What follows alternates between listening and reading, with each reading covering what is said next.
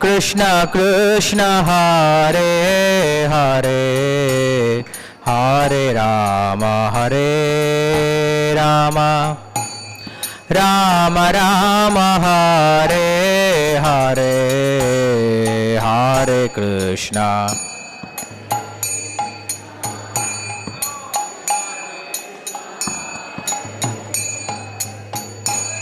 Hare Rama Hare Rama Rama Rama Hare Krishna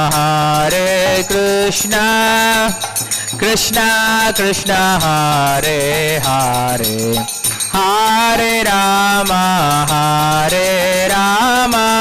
Rama Rama Hare Hare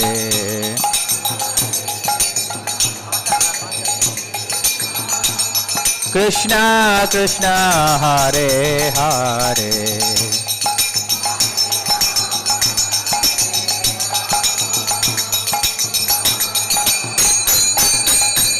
Hare Krishna Krishna Krishna Hare Hare Hare Rama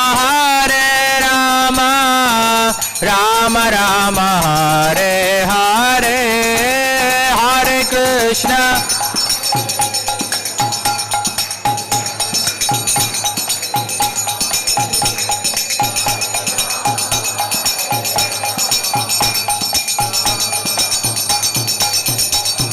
Hare Krishna Hare Krishna Krishna Krishna Hare Hare Hare Ram Ram Ram Hare Hare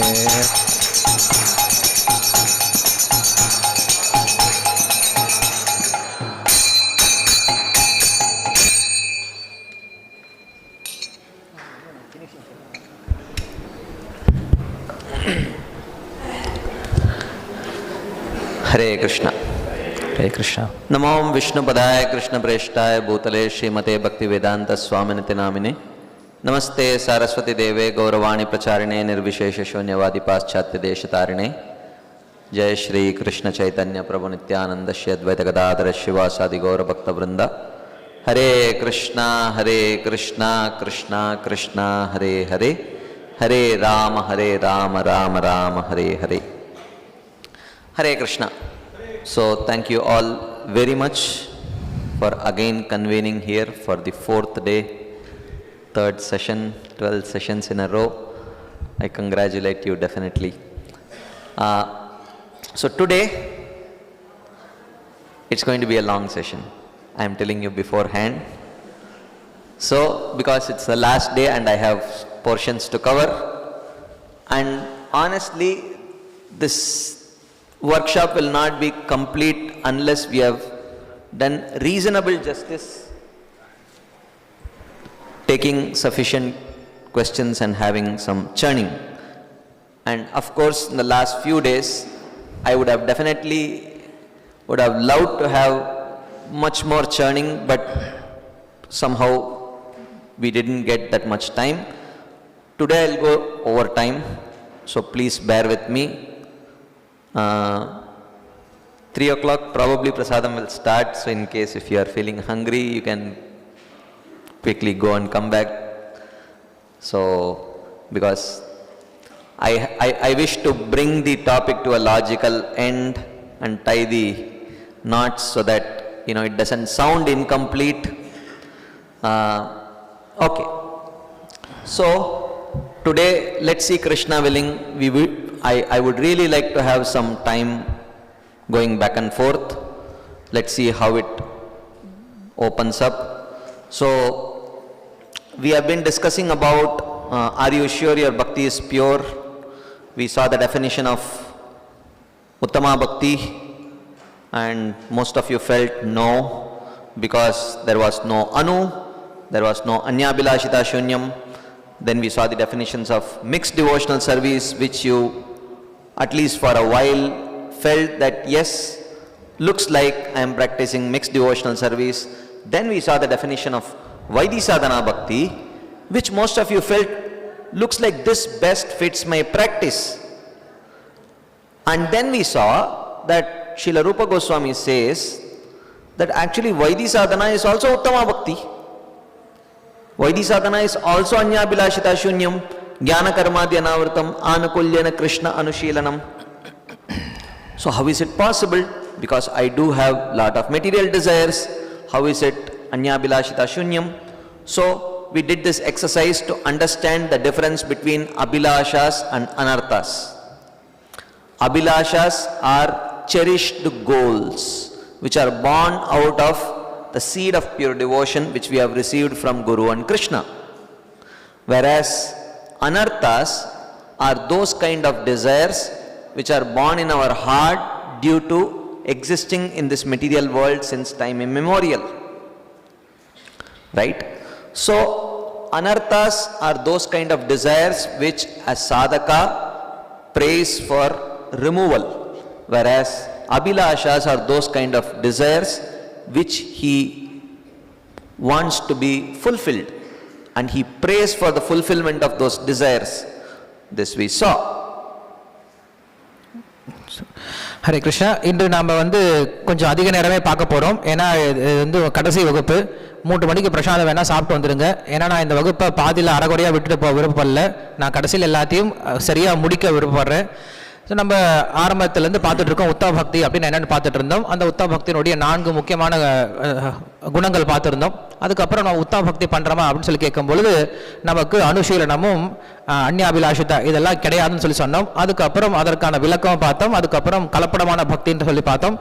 அதன் பிறகு எப்படி இந்த வைத்திய சாதன பக்தியும் நம்முடைய உத்தவ பக்தி அப்படிங்கிற விஷயத்தை ரூப கோஸ்வாமி சொன்னார் அப்படின்ற அந்த விளக்கத்தையும் பார்த்துருந்தோம். So in this basically we understood that we had to address 2 real issues. One is how is my practice continuous anu, and the second is how is it anyabhilashita shunyam, right? So the problem of anyabhilashita shunyam we have understood because it is anya abhilashita shunyam, it is not anya anartha shunyam. So which means anartha rupi desires or desires in the form of anarthas may exist in us. That is fine as long as we are willing to flush them out of our heart by sincere practice of devotional service. But that we discussed. But what about the problem of continuity? So this was an issue that we addressed. We understood that, in explaining this verse, Smartavya Satatam Vishnor Vismartavyo na Jatuchit, Srila Jiva Goswami explained that Satatam means every day and not every second, because continuous remembrance would be impossible to do in sadhana bhakti. And if something which is impossible is given as an injunction, then a sadhaka would lose faith in the injunctions of the scriptures. So he would not be able to follow. அதன் பிறகு அபிலாஷா அனர்த்தா ரெண்டுக்கு வித்தியாசம் பார்த்தோம். அபிலாஷை அப்படின்னா ஒரு பக்தனுக்கு பக்தி மற்றும் குரு நம்முடைய பக்தி விதையிலிருந்து வரக்கூடிய ஆசைகள், அது நிறைவேற்றப்பட வேண்டிய ஆசைகள், அனர்த்தங்கள் நாம் தீர்க்க வேண்டிய ஆசைகள் சொல்லி பார்த்தோம். அதுக்கப்புறம் நம்ம சததம் அப்படின்ற விஷயத்துக்கு ஜீவ கோஸ்வாமியினுடைய சததம் ஸ்மர்த்தவ்ய விஷ்ணு அப்படின்ற ஸ்லோகத்தில் சததம் அப்படின்னா அதற்கு தினசரி அப்படின்ற ஒரு விளக்கத்தை பார்த்தோம். So therefore we do perform 6 kinds of activities. There could be more, you could add in few more which may act as subdivisions. Bhakti poshaka karma like Shravanam Kirtanam we do perform loka sangraha karma, certain activities for setting the right example for others. We do occupational karma, we do take rest. We engage in activities for bodily maintenance and we do some firefighting. All these things we are engaged in, and in most of these activities there may not be direct engagement of mind and senses in Krishna's direct service. So does it mean we are part-time devotees, or are we full-time devotees, are we mixed devotees? No. So just that anu has to be understood in the right context, especially as we discussed the 6 types of anishtita bhajana kriya. We saw Utsahamayi, Ganatarala, Vyuda Vikalpa, Vishaya Sangara, Niyamakshama, Tarangarangini, we saw these stages where for various reasons and to various degrees our practice is not continuous, anishtita, it is not steady. But this steady, unsteady devotional service is also mentioned by Srila Rupa Goswami to be a part of Uttama Bhakti only. So Anu has to be understood in the right context. இங்கே அணு அப்படின்ற சப்தத்தை சொல்லும்போது சத்ததம் அப்படின்னு சொல்லி கேட்கும் பொழுது நம்ம சொல்லியிருந்தோம் 6 வகையான செயல்பாடுகளை ஒரு பக்தன் ஈடுபடுறான் அப்படின்னு சொல்லியிருந்தோம். அது நேரடியாக கிருஷ்ணனோட தொடர்பு இல்லை அப்படின்னாலும் அது பக்திக்கு உதவிகரமாக இருக்கிறதுனால அதை நம்ம அனுஷ்டித பஜன கிரியா அப்படின்னு சொல்லக்கூடிய இந்த 6 விஷயங்கள்ல அவன் வரும்பொழுது இந்த 6 விஷயங்களும் உத்தம பக்திக்குள்ள தான் வருது. அதனால இந்த அனுஷ்டித பஜன கிரியா அப்படிங்கிறது உத்தம பக்திக்குள்ளார ஒரு அங்கமாக தான் பார்த்துருந்தோம். So in all these types of anishtita bhajana kriya, which I think almost all of us might agree that I am at the stage of anishtita bhajana kriya, still while performing anishtita bhajana kriya, we will agree, or we did agree, that our faith is steady. The strength of that faith may fluctuate, but it's not that in the morning it is pure devotional faith, in the afternoon it's mixed devotional faith, and at night it is non-devotional faith. It's not like that, right? And our goal, even while we may sometimes slip and fall, it's not that our goal has changed, and it's not that our willingness to achieve that goal has changed. So therefore, Anu for a sadhaka should be understood to indicate his faith, his goal and his willingness, not in his capability to continuously engage the mind, body and words in the service of Krishna. அணுன்ற சப்தம் நமக்கு ஒரு பக்தன் அவன் தன்னுடைய நம்பிக்கை இழப்பது கிடையாது, குறிக்கோளை இழப்பது கிடையாது, தான் அடைய வேண்டிய குறிக்கோளுக்கான விருப்பத்தை இழக்கிறது கிடையாது.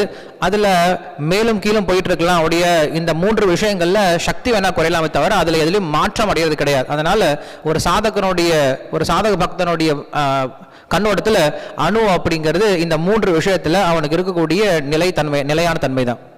So even in maintaining our body, while we may be exercising, we may be clearing our waste products in our body, even those activities are accepted to be sadhana bhakti, provided it is performed for the purpose of maintaining our mind and body properly so that we can engage in Krishna's service.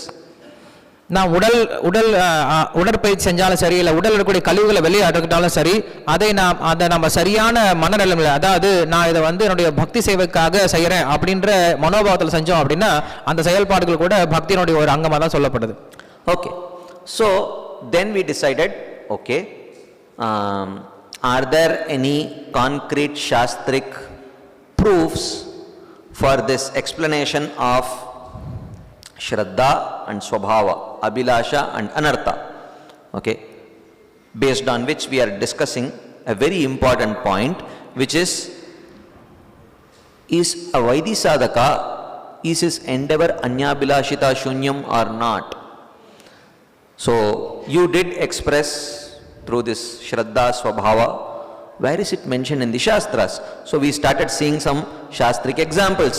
We saw some verses from Bhagavad Gita where Krishna says sadrisham cheshtate swasyaha prakriter jnanavanapi prakritim yanti bhutani nigraham karishyati, where Krishna says that everyone or most people, even though they may be knowledgeable, but they naturally act according to their swabhava.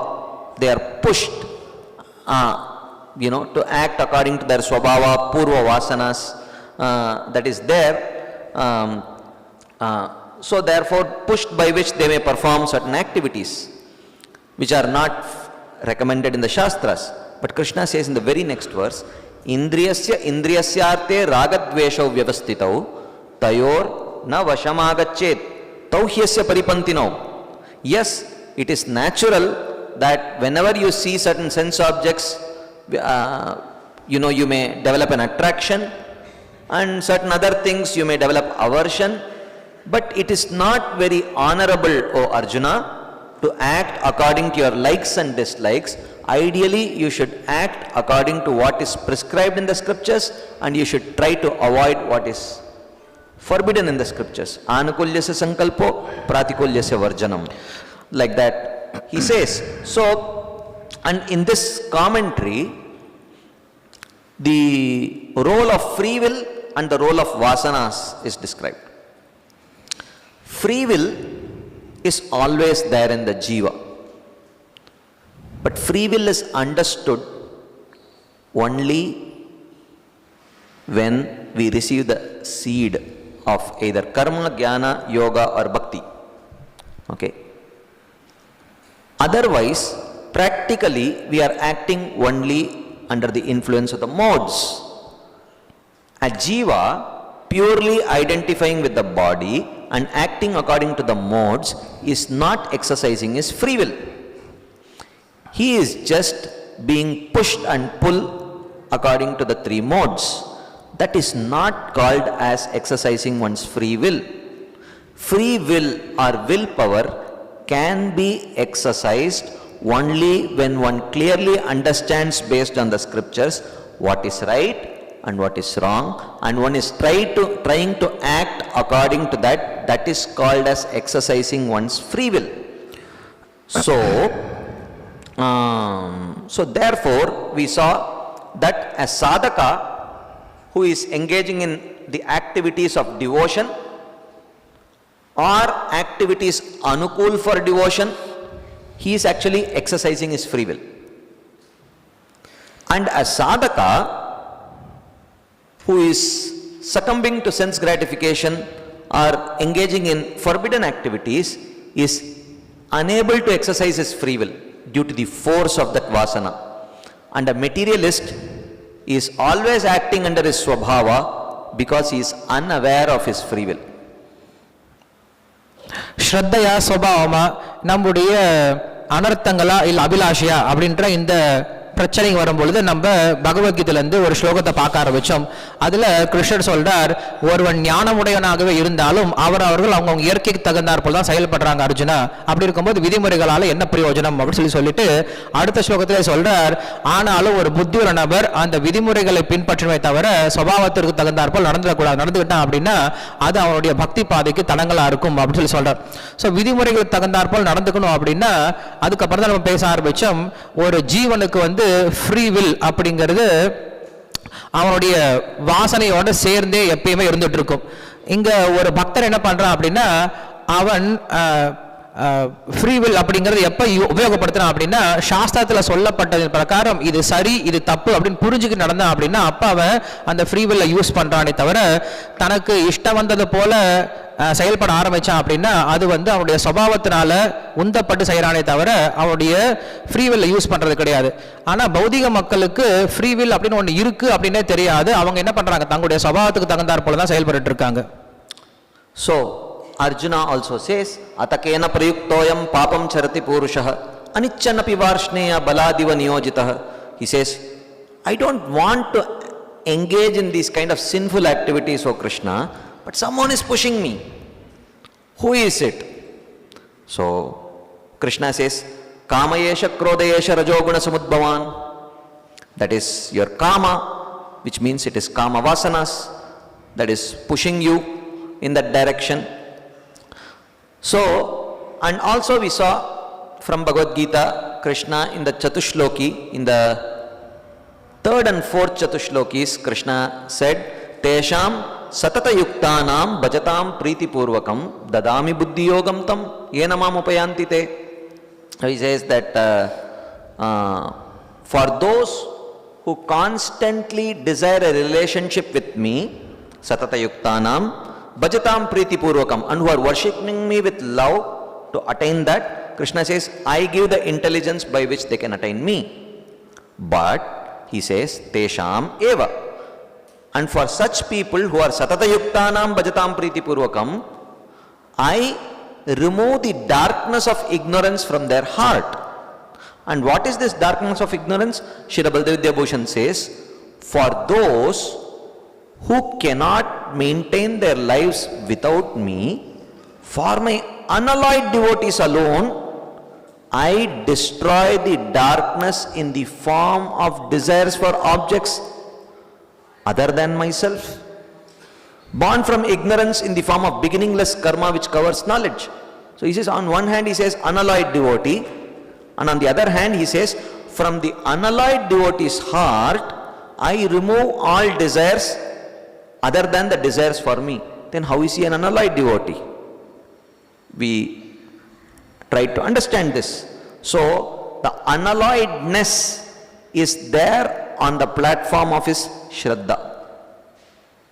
Which is why he says, Anichan api varshneya, papam charati. That's why he's calling it as papam, and I don't have icha, he says, but still, baladiva niyojitaha. Because those desires are there in the form of his anarthas.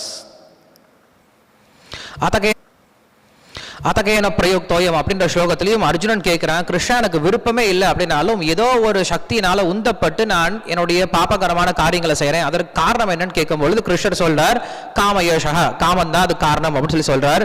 அதுக்கப்புறம் சதுஸ்லோகி பாகவத்தில் 3 மற்றும் 4 ஸ்லோகத்தில் தேஷாம் சதயுக்தானாம் பஜதாம் பிரீத்தி பூர்வகம் ததாமி புத்தி யோகந்தம்.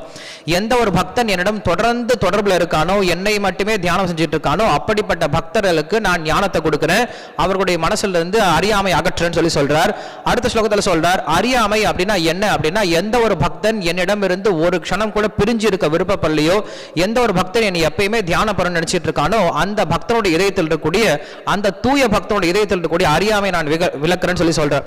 So தூய பக்தன் அப்படின்னா என்ன அர்த்தம் இங்க அப்படின்னா, அவனுக்கு பகவான் மேல இருக்கக்கூடிய நம்பிக்கையில தூய்மை இருக்கு. ஆனாலும் அந்த தூய பக்தனுக்கு இதயத்தில் இருக்கக்கூடிய தேவையற்ற கலங்கங்களை என்ன பண்றார், பகவான் விளக்குறேன்னு சொல்லி சொல்றார். Then we discuss this very landmark verse of Bhagavad Gita, which in a very contrasting way brings out this concept. That is this apichet suduracharo bhajate mam ananyabhak sadureva samantavya samyak vyavasito hi saha. Sudurachari, he is very sinful, but bhajate mam ananyabhak, but he worships me with no other desire other than the desire to please Krishna. And Krishna says, I consider him my devotee because he has fixed himself completely in me. So, in understanding this verse, we saw Srila Vishwanath Chakravarti Thakur says that such a person is addicted to violence, he may be addicted to violence, addicted to thievery, addicted to adultery, but he worships me and worships me alone and does not follow any other process like karma, jnana and yoga, and he has no other desire other than my desire. Krishna says, he is my devotee. And but someone questions Krishna, you are calling him a devotee? Don't you see his bad conduct? How is he a devotee? Krishna says, he is to be respected as a devotee because of his devotee qualities. It is my command, and not doing so is an offense. Then they say, okay, I will accept him as a devotee, but in the part when he is engaged in Shravanam Kirtanam, he is a devotee. When he is engaged in Durachar, he is a non-devotee. Correct? Krishna says, no. Either cases he should be accepted as a devotee only. You should not see his bad qualities at all. Why? Because he is firmly fixed. What does it mean to be firmly fixed? He says, because he takes within his heart, he takes a splendid resolution. Let me go to hell for my sinful actions, which are very hard to give up. But I will not give up my dedicated worship of Krishna. So, like that. And Srila Prabhupada also in the purport talks about 2 types of, activities. One is conditioned activity and constitutional activity. So, Prabhupada talks about the conditioned activity as that which is influenced by the swabhava, and the constitutional activities as devotional activities. Prabhupada says sometimes they may parallel each other and sometimes they may be anti-parallel to each other and may create problems. So Prabhupada says, as far as possible, a devotee is very cautious to not put himself in a situation which would disrupt his wholesome condition.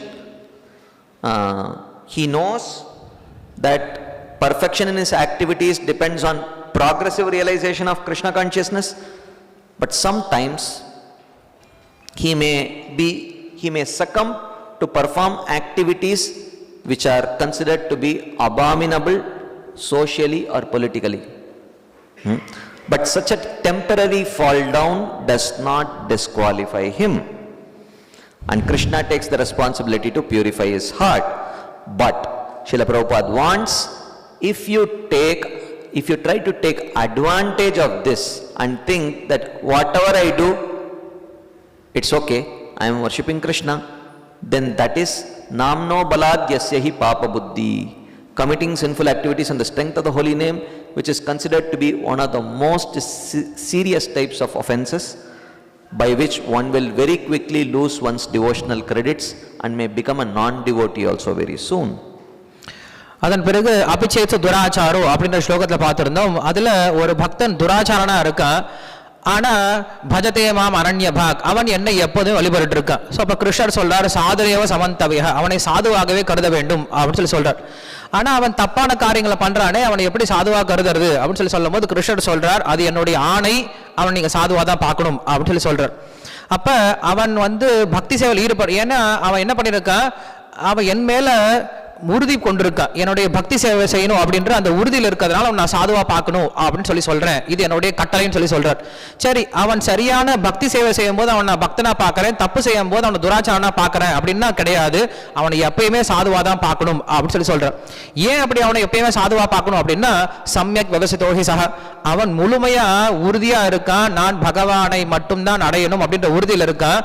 நான் நரகத்துக்கு போனாலும் பரவாயில்ல, என்னுடைய பாபகரமான காரியங்களால் நான் நரகத்துக்கு போனாலும் பரவாயில்ல, ஆனா நான் இந்த கிருஷ்ண பக்தியை விடமாட்டேன் அப்படின்ற உறுதி கொண்டதுனால அவனை சாதுவா பார்க்கணும் அப்படின்னு சொல்லிட்டு கிருஷ்ணர் சொல்றாரு.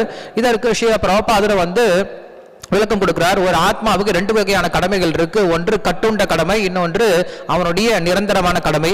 கட்டுண்ட கடமை, நிரந்தர கடமை இந்த உடல் இருக்க வரைக்கும் ரெண்டுமே சேர்ந்து ரயில் தண்டவாளம் மாதிரி ரெண்டும் சேர்ந்து போயிட்டு இருக்கும். ஆனா ஒரு சில சமயம் ரெண்டுமே முட்டிக்கும். ஸோ முட்டிக்கும் போது தான் பிரச்சனை வருது, எதை செய்யணும் எதை செய்யக்கூடாது அப்படின்னு சொல்லிட்டு. ஸோ அதனால ஸ்ரீல பிரபுபாதர் சொல்றார், எப்படிப்பட்ட உயர்ந்த நிலையில் போனாலும் ஒரு சில சமயம் அந்த பக்தர்கள் கூட தங்களுடைய சுபாவத்துக்கு தகுந்தாற் போல கட்டுண்ட விஷயங்கள்ல கட்டுண்ட செயல்பாடுகள் ஈடுபட்டுருவாங்க. ஆனா அந்த பொறுப்பை கிருஷ்ணர் எடுத்துக்கிறார். அந்த கட்டுண்ட செயல்பாடுகளில் ஈடுபட்டு அதனால வரக்கூடிய விளைவுகளை தூயப்படுத்தக்கூடிய பொறுப்பை கிருஷ்ணர் எடுத்துக்கிறார். எப்ப எடுத்துக்கிறார் அப்படின்னா, பக்தன் மறுபடியும் அதை செய்யாம இருக்கும் பொழுது அதை அவன் ஒரு லைசன்ஸா எடுத்துக்கிட்டான் அப்படின்னா, நான் இதை வச்சுட்டு உபயோகப்படுத்திட்டு பக்தி செய்வேன், பாப்பா செய்வேன், கிருஷ்ணர் தூயப்படுத்திடுவார் அப்படின்ற எண்ணத்தோட அவன் பாவம் செய்ய ஆரம்பிச்சான் அப்படின்னா, அப்ப கிருஷ்ணர் அதை நாம்னோல பலாதியசி பாப்ப புத்திர் அப்படின்னு சொல்லிட்டு இது 7வது அபராதத்துக்கு கொண்டு அவனுடைய பக்தியில இருந்து விலக்கி அவனை அபக்தனா மாத்திடுறார். So, this is where we ended our discussion yesterday. So, what we will do today is, I have one more verse from Bhagavad Gita, then we have some proofs from Srimad Bhagavatam, So, what we will do is, we will cover these verses from Bhagavad Gita and Bhagavatam, and then we will pause for some discussions, and then I will cover the rest of the section, and then we will again pause for some discussion. Like that we will do. Okay. But today, hopefully, I am hoping that we will have sufficient time for discussion. So those of you who would like to participate in the discussion in the form of either answering questions or seeking clarification, please come to the front, because the microphone will not come all the way till the back. Okay. So, today, this is the very next verse after apichet suduracharo bhajate mam ananyabhak sadureva samantavya samyak vyavasito hi saha. So, this is the next verse. Krishna says, Shipram bhavati dharmatma shashvat shantim nigacchati Kaunteya pratijanehi name bhakta pranashyati. You all know this verse, right? Kshipram bhavati Dharmatma. Arey, but he is very sinful. Krishna says, Kshipram bhavati dharmatma. Very soon he will become righteous. Don't worry. The switch is off. The fan will stop in some time. Millions of lifetimes he has been in this material world. The inertia of motion will be there. When someone, how many of you have seen a 100-meter dash, 100-meter sprint? Right? When they run, do they stop at the 100th meter? They will keep running for another 15-20 meters, even though they are not evaluated for what they cover after the 100th meter. And why do they run then? Shouldn't they stop just at the 100th meter and save some energy? Why do they run?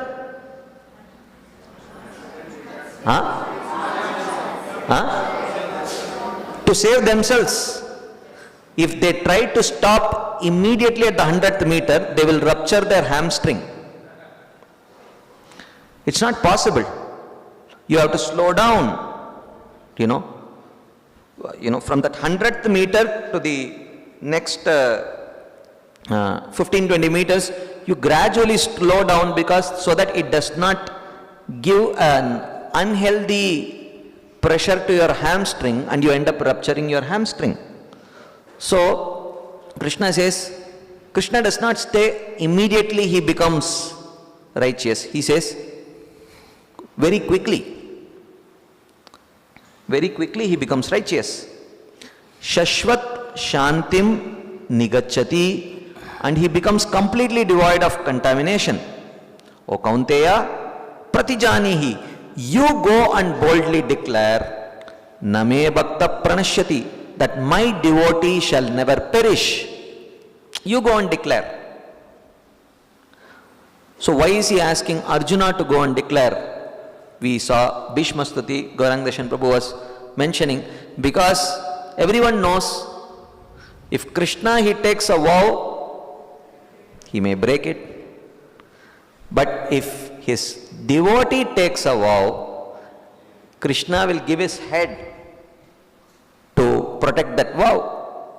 So he says, this is a very serious, and of all the statements in Bhagavad Gita, so many vows, there is only one vow that Krishna tells, you go and declare, Arjuna, because I don't want anyone to doubt this one statement of mine, which is Name Bhakta Pranashyati. Rest all they may doubt, but this one I don't wish that they doubt. You go and loudly proclaim that my devotee shall never perish.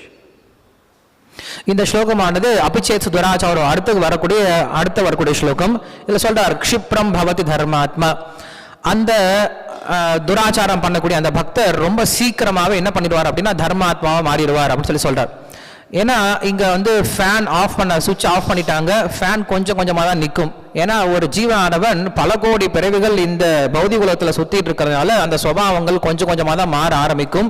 எப்படி ஒரு 100 metre ஓட்டப்பந்தயத்தில் ஓடுறவர் 100 metre முடிஞ்ச உடனே அப்படியே நிற்க முடியாது, கொஞ்சம் தூரம் ஓடி தான் நிற்பார். எதுக்காக அவர் கொஞ்சம் எக்ஸ்ட்ரா ஓடுறார் அப்படின்னா, அங்கே ஓடலை அப்படின்னா அவரை காப்பாற்றிக் கொள்வதற்காக ஓடி தான் ஆகணும். கொஞ்சம் அப்படியே சடனாக நின்னார் அப்படின்னா அவர் கை கால் பிசைஞ்சிடும். அதனால் அவரை காப்பாற்றிக் கொள்வதற்காக கொஞ்சம் தூரம் ஓட வேண்டியதாக இருக்குது. அதே போல் இந்த பக்தனானவன் ரொம்ப சீக்கிரமாகவே தன்னுடைய கலங்கங்கள்லேருந்து வெளில வந்துடுவார். ஷஸ்வத் சாந்திம் நிகச்சதி. அதுக்கப்புறம் கிருஷ்ணர் சொல்றார் அர்ஜுனன் கிட்ட, மொத்த பகவத்கீதை எடுத்து பார்த்தோம் அப்படின்னா கிருஷ்ணன் நிறைய வாக்குறுதிகளை கொடுத்திருக்கார். அதெல்லாம் தானா பண்ண வாக்குறுதி. இந்த ஒரு வாக்குறுதி மட்டும்தான் ஒரு பக்தனை போய் பண்ண சொல்றார். காரணம் என்ன அப்படின்னா, நம்ம எல்லாருக்கும் தெரியும், கிருஷ்ணர் வாக்குறுதி கொடுத்தாருன்னா அவர் அப்பப்ப அதை உடைக்கவும் செய்வார். ஆனா பக்தன் வாக்குறுதி கொடுத்துட்டாருன்னா தன்னுடைய தலையை கொடுத்தாலும் அந்த பக்தனுடைய வாக்குறுதி அவர் நிறைவேற்ற தீர்வார். அதனால அர்ஜுனா நீ போய் சொல்ற, என்னுடைய பக்தன் என்றுமே நாசமாவதில்லைன்னு சொல்றான் அப்படின்னு சொல்லிட்டு கிருஷ்ணர் அர்ஜுன கிட்ட சொல்றார். Let us see how Srila Vishwanath Chakravarti Thakur and Srila Prabhupada explain this particular verse. So, the Purva Paksha will never keep quiet, right? They will present their arguments even to Krishna. So the Purva Paksha argumentators, they tell, Krishna, how can you accept the worship of such a sinful person? How can you eat the food and drink offered by a heart which is contaminated with lust and anger? Are you going to accept his food? His heart is contaminated with lust and anger. Are you going to eat it? Krishna says, very quickly he becomes righteous. That's what he says. Very quickly he becomes righteous. You cool down. I am the one who is eating it. And I am telling he will become righteous. So, the present tense is used and not the future tense to express the fact that having committed sin. So, the present tense is used. Kshipram bhavati. He becomes righteous. Not that he will become righteous. So, he becomes righteous. Even though what he means is, he will become righteous. But he says, he becomes righteous. Why the present tense is used? Srila Vishwanath Chakravarti Thakur says, he says that by remembering the Lord, he becomes repentant and thus very quickly he becomes righteous. So the present tense is used to indicate that the purification is very quick because of his repentance. So he thinks, how unfortunate I am. There is no one as low as I bringing bad name to the devotees. So repeatedly he feels complete disgust for those actions. He is not happy. He is disgusted. Why did I do this? Like that. இங்க பூர்வபக்ஷமானவங்க கேள்வி கேட்குறாங்க, கிருஷ்ணா இப்படி மனசு அழுக்கோட இருக்கக்கூடிய ஒரு நபர், நிறைய காமத்தோட கோவத்தோட இருக்கக்கூடிய ஒரு நபர், அவர் சமைச்ச உணவை அவர் கொடுக்கக்கூடிய தண்ணீரை நீ எப்படி கிருஷ்ணா ஏற்றுப்ப அப்படின்னு சொல்லி கேட்கும்போது, நீ கவலைப்படாதடா, அதை சாப்பிட்றது நான் தானே, நான் பார்த்துக்கிறேன் அப்படின்னு கிருஷ்ணர் சொல்றார். அதுக்கப்புறம் சொல்றார், அவன் ரொம்ப சீக்கிரமாவே நல்ல கதிக்கு வந்துடுவான் அப்படின்னு சொல்லி சொல்றார். இங்க நிகழ்காலம் உபயோகப்படுத்தப்பட்டிருக்கே தவிர எதிர்காலம் உபயோகப்படுத்தப்படல. அப்படி உபயோகப்படுத்தும் போது அப்படின்னா என்ன அர்த்தம் அப்படின்னா, அவன் ரொம்ப சீக்கிரமாவே நல்லவன் ஆயிடுவான். காரணம் என்ன அப்படின்னா, அந்த பக்தன் அந்த தவறான காரியம் பண்ண உடனே வருத்தப்படுறான். நான் இப்படிப்பட்ட ஒரு காரியத்தை பண்ணிட்டேனே அப்படின்னு சொல்லிட்டு வருத்தப்படுறான். அந்த வருத்தமே அவன் என்ன பண்ணிட்டு தூய்மைப்படுத்துறது.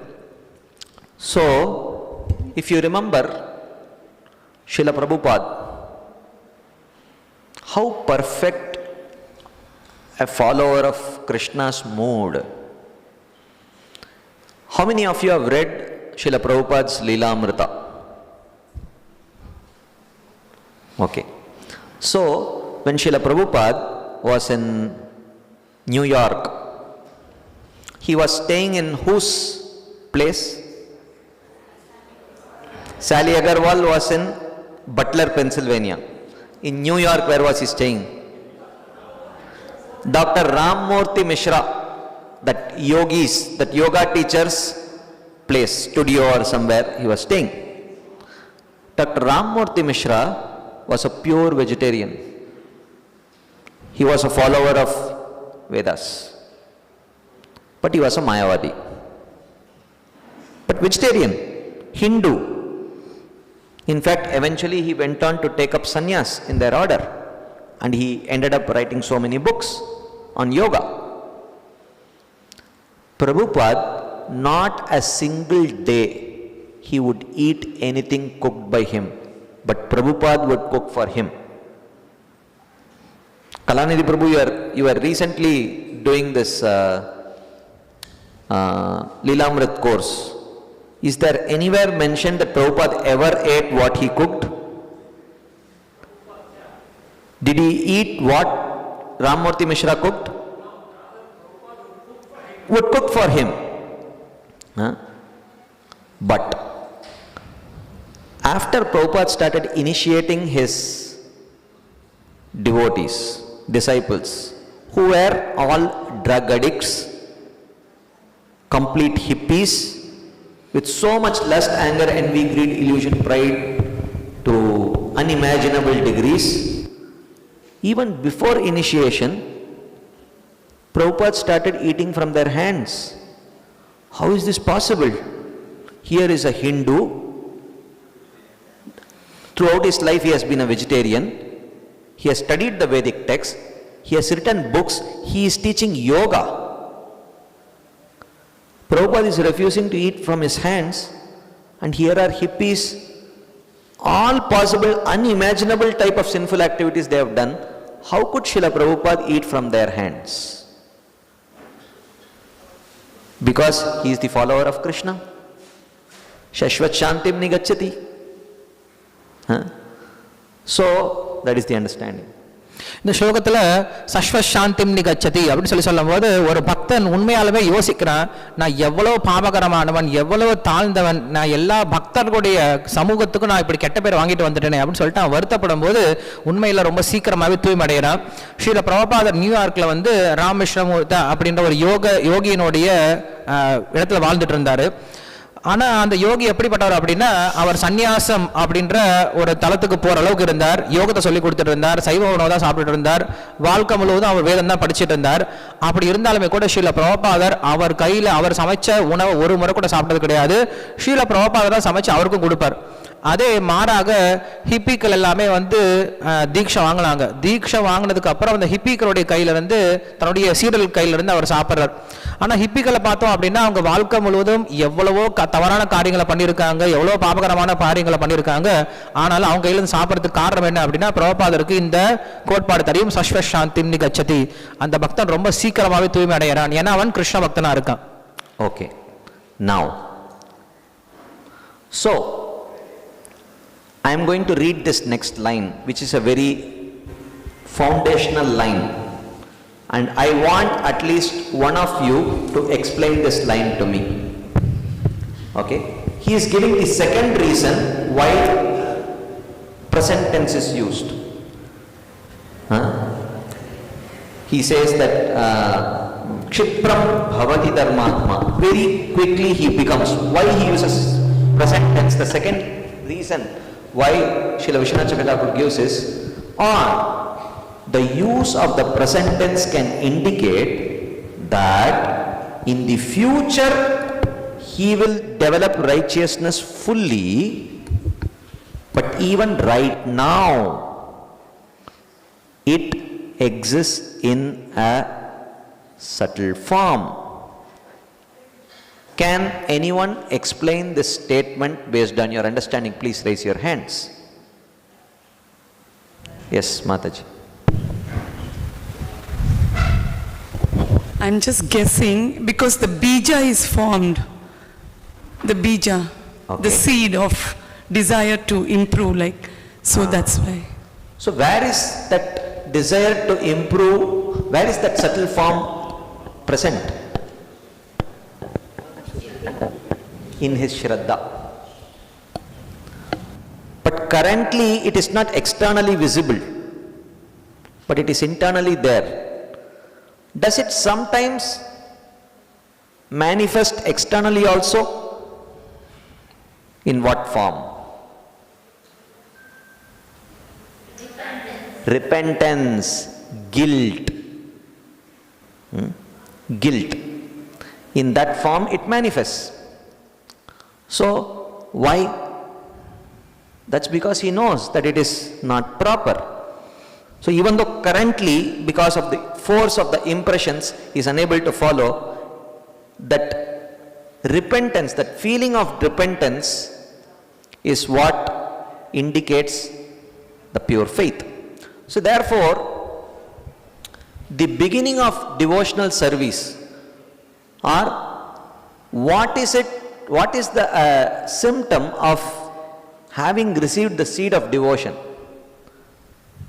It's not that as soon as we receive the seed of devotion, sinful desires vanish immediately. But as soon as we receive the seed of devotion, our perception of that sinful desires changes. Till now, you keep seeing those material desires as quite good. But after we receive the seed of devotion, it's not that those sinful desires will go away immediately. They will remain as it is. But how we look at them will change. That's why did this exercise of segregating it into abhilashas and anarthas, you will start seeing them as anarthas. Prior to coming to devotional service, do you think if you would have segregated it that way? No. So that segregation, the ability to segregate and see material desires as anarthas is what indicates the dawn of devotion in the heart of a jiva. It's not that as soon as one becomes a devotee, immediately material desires will vanish. But one's perception of that material desires will change. That's what defines the dawn of devotion in the heart of a devotee. க்ஷிப்ரம் பவதி, அவன் உடனடியாக அப்படின்னு சொல்லும் பொழுது ரெண்டாவது அர்த்தத்தை சொல்றார். அவன் ரொம்ப சீக்கிரமாவே தர்மாத்மாவா ஆகிறான் எதிர்காலத்துல. ஆனா இப்பவே அவனுடைய இதயத்துல அந்த நற்குணம் அப்படிங்கிறது ரொம்ப சூக்ஷ்மமான ரூபத்தில் இருக்கு அப்படின்னு சொல்லியிருக்காரு. இது எப்படி புரிஞ்சுக்கிறது அப்படின்னு கேட்கும் பொழுது, அவனுக்கு சூக்ஷ்ம ரூபா எப்படி இருக்குன்னு புரிஞ்சுக்கலான்னா, அவன் இதை தப்புன்னு உணர்ந்திருக்கான். இதுக்கு முன்னாடி வரைக்கும் அது தப்புனே உணர்ந்தது கிடையாது. அவனுடைய சுபாவத்துல அது பாட்டு நடந்துட்டு இருக்கு. ஆனா ஒரு பக்தனான பின்னாடி அவன் என்ன பண்றான், இது தவறு, இது அனர்த்தம் அப்படின்னு புரிஞ்சிருக்கான். அதனால ஒருவனுக்கு இந்த பக்தி விதை கிடைச்ச உடனே அவனுடைய பாபகரமான காரியங்கள்லாம் அவனை விட்டு விலகிறது கிடையாது. ஆனா அவனுடைய அனர்த்தங்கள் அப்படிங்கிறதுக்கு மேல கண்ணோட்டம் மாறி இருக்கு. இது வரைக்கும் அவனை அனர்த்தங்களாவே பார்த்தது கிடையாது. ஆனா நம்ம பக்தரான பின்னாடி இப்பதான் பார்த்திருக்கோம், இதெல்லாம் அனர்த்தங்கள், இதெல்லாம் சாஸ்திரத்துக்கு விரோதமானது, நம்ம செய்யக்கூடாது அப்படின்ற எண்ணத்துக்கு வந்திருக்கும். இந்த பாகுபாடு, அனர்த்தம் இது, அபிலாஷை இதுன்னு பிரிச்சு பார்க்கக்கூடிய தன்மை, சாஸ்திரத்துக்கு புறம்பானது அப்படின்னு பார்க்கக்கூடிய ஞானம், இது வந்துட்டாவே நம்ம இதயத்துல பக்தி அப்படிங்கிற விஷயம் தோன்ற ஆரம்பிச்சிடுது அப்படின்னு புரிஞ்சுக்கிறோம். Okay, so he says, after taking medicine, even though the destructive effects of fever or poison remains for some time, it is not considered seriously. Thus, with the entrance of bhakti in his mind, the sinful actions are not taken seriously, and the traces of sins such as lust and anger should be considered insignificant, like the biting of a toothless snake. So, you go to a doctor and you say, I have feverish symptoms. So the doctor puts a thermometer in your mouth and he checks 102. So he says, okay, take this paracetamol tablet and you will be all right. So he says, really? And he says, yeah.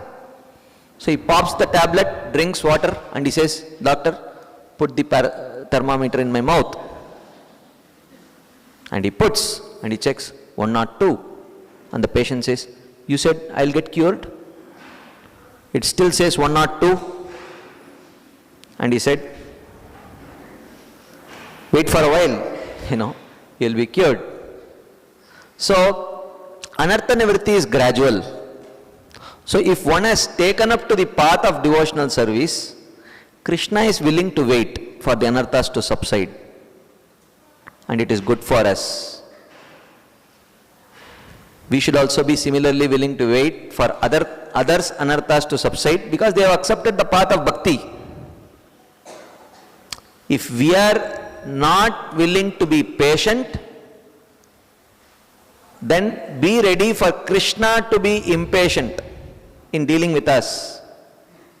Because what you want from others, you can expect it from Krishna also. So if anartha nivritti is gradual for you and you are expecting others to understand, then we should understand that anartha nivritti would similarly be gradual to me also, or for others also, and I should be willing to understand and accept. So when the Shastras oftentimes say, Bhakti Shastras say, sinful actions seen in a devotees are like a bite of a toothless snake. What does it mean, these statements? What it means is that it will not generate karma because of which a devotee will take rebirth. Once someone takes up to the path of devotional service, right from the stage of Shraddha, Krishna takes over. If before attaining perfection of that path of bhakti, if he gives up his body, the next birth of that sadhaka is not decided by his karma. Krishna personally ensures the next birth of that sadhaka. So when we say that a devotee's sinful action is not taken seriously, that does not mean a devotee should not take his sinful inclination seriously. It means Krishna does not take it seriously means what? He will, just because sinful inclinations are there, Krishna will not put that person in the hands of karma. Krishna says, I will still handle your case, don't worry. That's what it means. ஒருவர் மருந்து சாப்பிட்ட ஒரு நோயாளி doctor கிட்ட போயிட்டு மருந்து சாப்பிட்ட உடனே அந்த நோய் குணமாகணும் எதிர்பார்க்கறது முட்டாள்தனம். அந்த மருந்து சாப்பிட்டு கொஞ்சம் நேரம் ஆகணும் அந்த நோய் குறையறதுக்கு. அவர் மருந்து சாப்பிட்ட பின்னாடி அந்த நோய் இருக்கலாம், அந்த நோயினால அவருக்கு ஒரு பெரிய பாதிப்பு வரப்போறது கிடையாது. எப்படி ஒரு பல்லில்லாத பாம்பு கடிக்கிறதுனால அந்த நபருக்கு ஒன்றும் ஆகாதோ, அது போல ஒரு பக்தி சேவையில் இருக்கும்போது அந்த பக்தனுடைய காமமோ கோபமோ அவனை பாதிக்காது அப்படின்னு புரிஞ்சுக்கிறோம். ஏன் பாதிக்காது அப்படின்னா, அந்த காம கோபத்தினால ஏற்படக்கூடிய விளைவுகளை கிருஷ்ணர் நீக்கிறார். ஸ்ரத்தை அப்படின்ற ஒரு தளத்துல இருந்து கிருஷ்ணர் அந்த பக்தனுடைய பொறுப்பு எடுத்துக்கிறார். அந்த காம கோபத்தினால வரக்கூடிய விளைவுகள் அவர் நீக்கிறதுனால நம்முடைய அடுத்த பிறவி அப்படிங்கிறது கர்மத்தினுடைய கையில கிடையாது, கிருஷ்ணனுடைய கையில இருக்கு. இதை நாம் சரியா நாம சீரியஸா எடுத்துக்கணும். இப்ப கிருஷ்ணர் நம்முடைய குற்றங்களை குற்றங்களை எடுத்துக்கிறார், அவர் பெருசா பொருட்படுத்துறது இல்லை அப்படின்னு சொல்லிட்டு பார்க்கலாமே தவிர, நாம் அந்த குற்றத்தை முக்கியமா பொறுப்பா எடுத்துட்டு அதை விளக்க முயற்சி பண்ணும். கிருஷ்ணர் அதை பெருசா எடுத்துக்கிறது கிடையாது. ஏன்னா அவருக்கு புரியும், இவனுக்கு கொஞ்சம் நேரம் வேணும், இவனை கொஞ்சம் கொஞ்சமா தூய்மைப்படுத்துறது நேரம் வேணும் அப்படிங்கிற விஷயம் புரிஞ்சுக்கிறதுனால கிருஷ்ணர் நமக்கு நேரம் கொடுக்கிறார் நம்ம தூய்மை அடைவதற்கு. அதே போல நீங்கள் என்ன பண்ணும் அப்படின்னா, மற்ற பக்தர்களுக்கும் நேரம் கொடுக்கணும் அவங்க தூய்மை அடைவதற்கு. நீங்க நேரம் கொடுக்கல, மற்ற பக்தர்கள் உடனே தூய்மை அடையணும் அப்படின்னு நீங்க நினைச்சீங்க அப்படின்னா, அப்ப கிருஷ்ணர் உங்ககிட்ட பொறுமையை காட்ட போறது கிடையாது. நீங்களும் தூய்மை அடையணும் உடனே அப்படின்னு சொல்லிட்டு கிருஷ்ணர் நினைக்க ஆரம்பிப்பார். அதனால நாம் கொஞ்சம் நேரம் கொடுக்கிறது நாமும் பழகிக்கணும். கிருஷ்ணர் ஏன்னா அது நமக்கு கொடுக்கிறார். So thus he attains complete cessation of lust and anger permanently. Shashvat shantim nigacchati. In nigacchati, ni stands for nitaram. Nitaram, shashvat, shantim, nitaram gacchati. It means complete purification will definitely happen gradually. This means that, okay, this is a very powerful line and I want someone to raise your hands and explain this line. This means that even during the stage of having tendency to commit sin, he has a pure heart. Kalanidhi Prabhu. This means that even during the stage of having the tendency to commit sin, he has a pure heart. If you have a tendency to commit sin, you have an impure heart. How can you have a pure heart while having the tendency to commit sin? Hare Krishna. Pure heart refers to Shraddha and tendency to commit sin is Swabhava. How many of you agree with this explanation? Right? Okay, thank you. இதுல அவர் சொல்றார், நிகச்சதி, அந்த பக்தன் நிரந்தரமாகவே தன்னுடைய இதயத்திலிருந்து காமக்ரோதங்கள் நீங்கிடும் அப்படின்னு சொல்லி சொல்றார், முழுமையாக நீக்கப்படும் அப்படின்னு சொல்லி சொல்றார். இது ரொம்ப முக்கியமான ஒரு வாக்கியத்தை சொல்றார். என்ன அப்படின்னா, ஒரு பக்தனுக்கு பாபம் செய்யணும் அப்படின்ற எண்ணம் இருந்தாலுமே கூட அவனுக்கு தூய்மையான இதயம் இருக்கு அப்படின்னு புரிஞ்சுக்கணும். எப்படி புரிஞ்சுக்கிறது? தூய்மையான இதயம் அப்படிங்கிறது அவனுடைய ஸ்ரத்தையை குறிக்குது, பாபம் செய்யக்கூடிய எண்ணம் அப்படிங்கிறது அவனுடைய சபாவத்தை குறிக்குது. So, once Srila Bhaktivinoda Thakur had a dream and he had communicated it to Srila Bhaktisiddhanta Saraswati Thakur, and Srila Bhaktisiddhanta Saraswati Thakur shared it with some of his disciples. So in this dream, Bhaktivinoda Thakur was in hell. Bhaktivinoda Thakur was just taking a stroll in hell, and there were Yamaraj, Narada Muni and Lord Shiva, I guess. These three were sitting and having a conversation. And what was the conversation about? They were conversing about this verse, Kshipram bhavati dharmatma shashvat shantim nigacchati kaunteya pratijanehi name bhakta pranashyati. They were having a conversation about this. verse. And someone was asking, one of the three was asking, Krishna always tells bhakti is dharma, bhakti is parodharma, he says. Savai pumsam parodharmo yato bhakti radokshaje. Rajavidya rajaguhyam pavitram idam uttamam pratyaksha dharmyam, he says. So he calls bhakti as dharma and parodharma. But here he is calling up, he is telling that a person who is bhajate mam ananya bhak, but he will become a dharmatma. How is it possible? A person who is engaged in bhakti is already a dharmatma. So how can you say that he will become a dharmatma? Isn't bhakti already parodharma? How do we understand this? Interestingly, neither Narada Muni, nor Lord Shiva, nor Yamaraj are able to reconcile this. So they decide, only a Vaishnava can answer this question. And they see that Bhaktivinoda Thakur was walking there with 12 tilaks on his body, shining. And they said, oh, there is a Vaishnava, let's ask him. So they welcome Bhaktivinoda Thakur, oh Vaishnava Gosai, please reconcile this problem. Why is Krishna telling Kshipram Bhavati Dharmatma? He shall become Dharmatma. But he is a Bhakta already. Bhajate mam ananya bhak. Isn't he already a Dharmatma? Bhaktivinoda Thakur gave a very interesting explanation. Bhaktivinoda Thakur says that, oh, no. How is the connection between apichetsu duracharo and this verse? He says, sadhureva samantavya. Krishna says, one should accept that person to be a devotee even though he may have some durachar because he is engaged in my devotional service. So, Krishna is telling, one who chooses not to judge a durachari bhakta, he shall become a dharmatma. The bhakta is already a dharmatma. But the devotee who chooses not to judge, the person who chooses not to judge a devotee because of his durachari behavior, because he sees, oh, he is doing bhakti na, he will get purified soon. So in that way, one who chooses not to judge a devotee, however fallen he may be, Krishna is telling that person who chooses not to judge a devotee, he will become a dharmatma. And this explanation, I think he presents in his Rasikaranjan commentary to this particular verse. But this is there, this was, and perfected devotees' dreams cannot be philosophically wrong also. So, therefore, this is very important.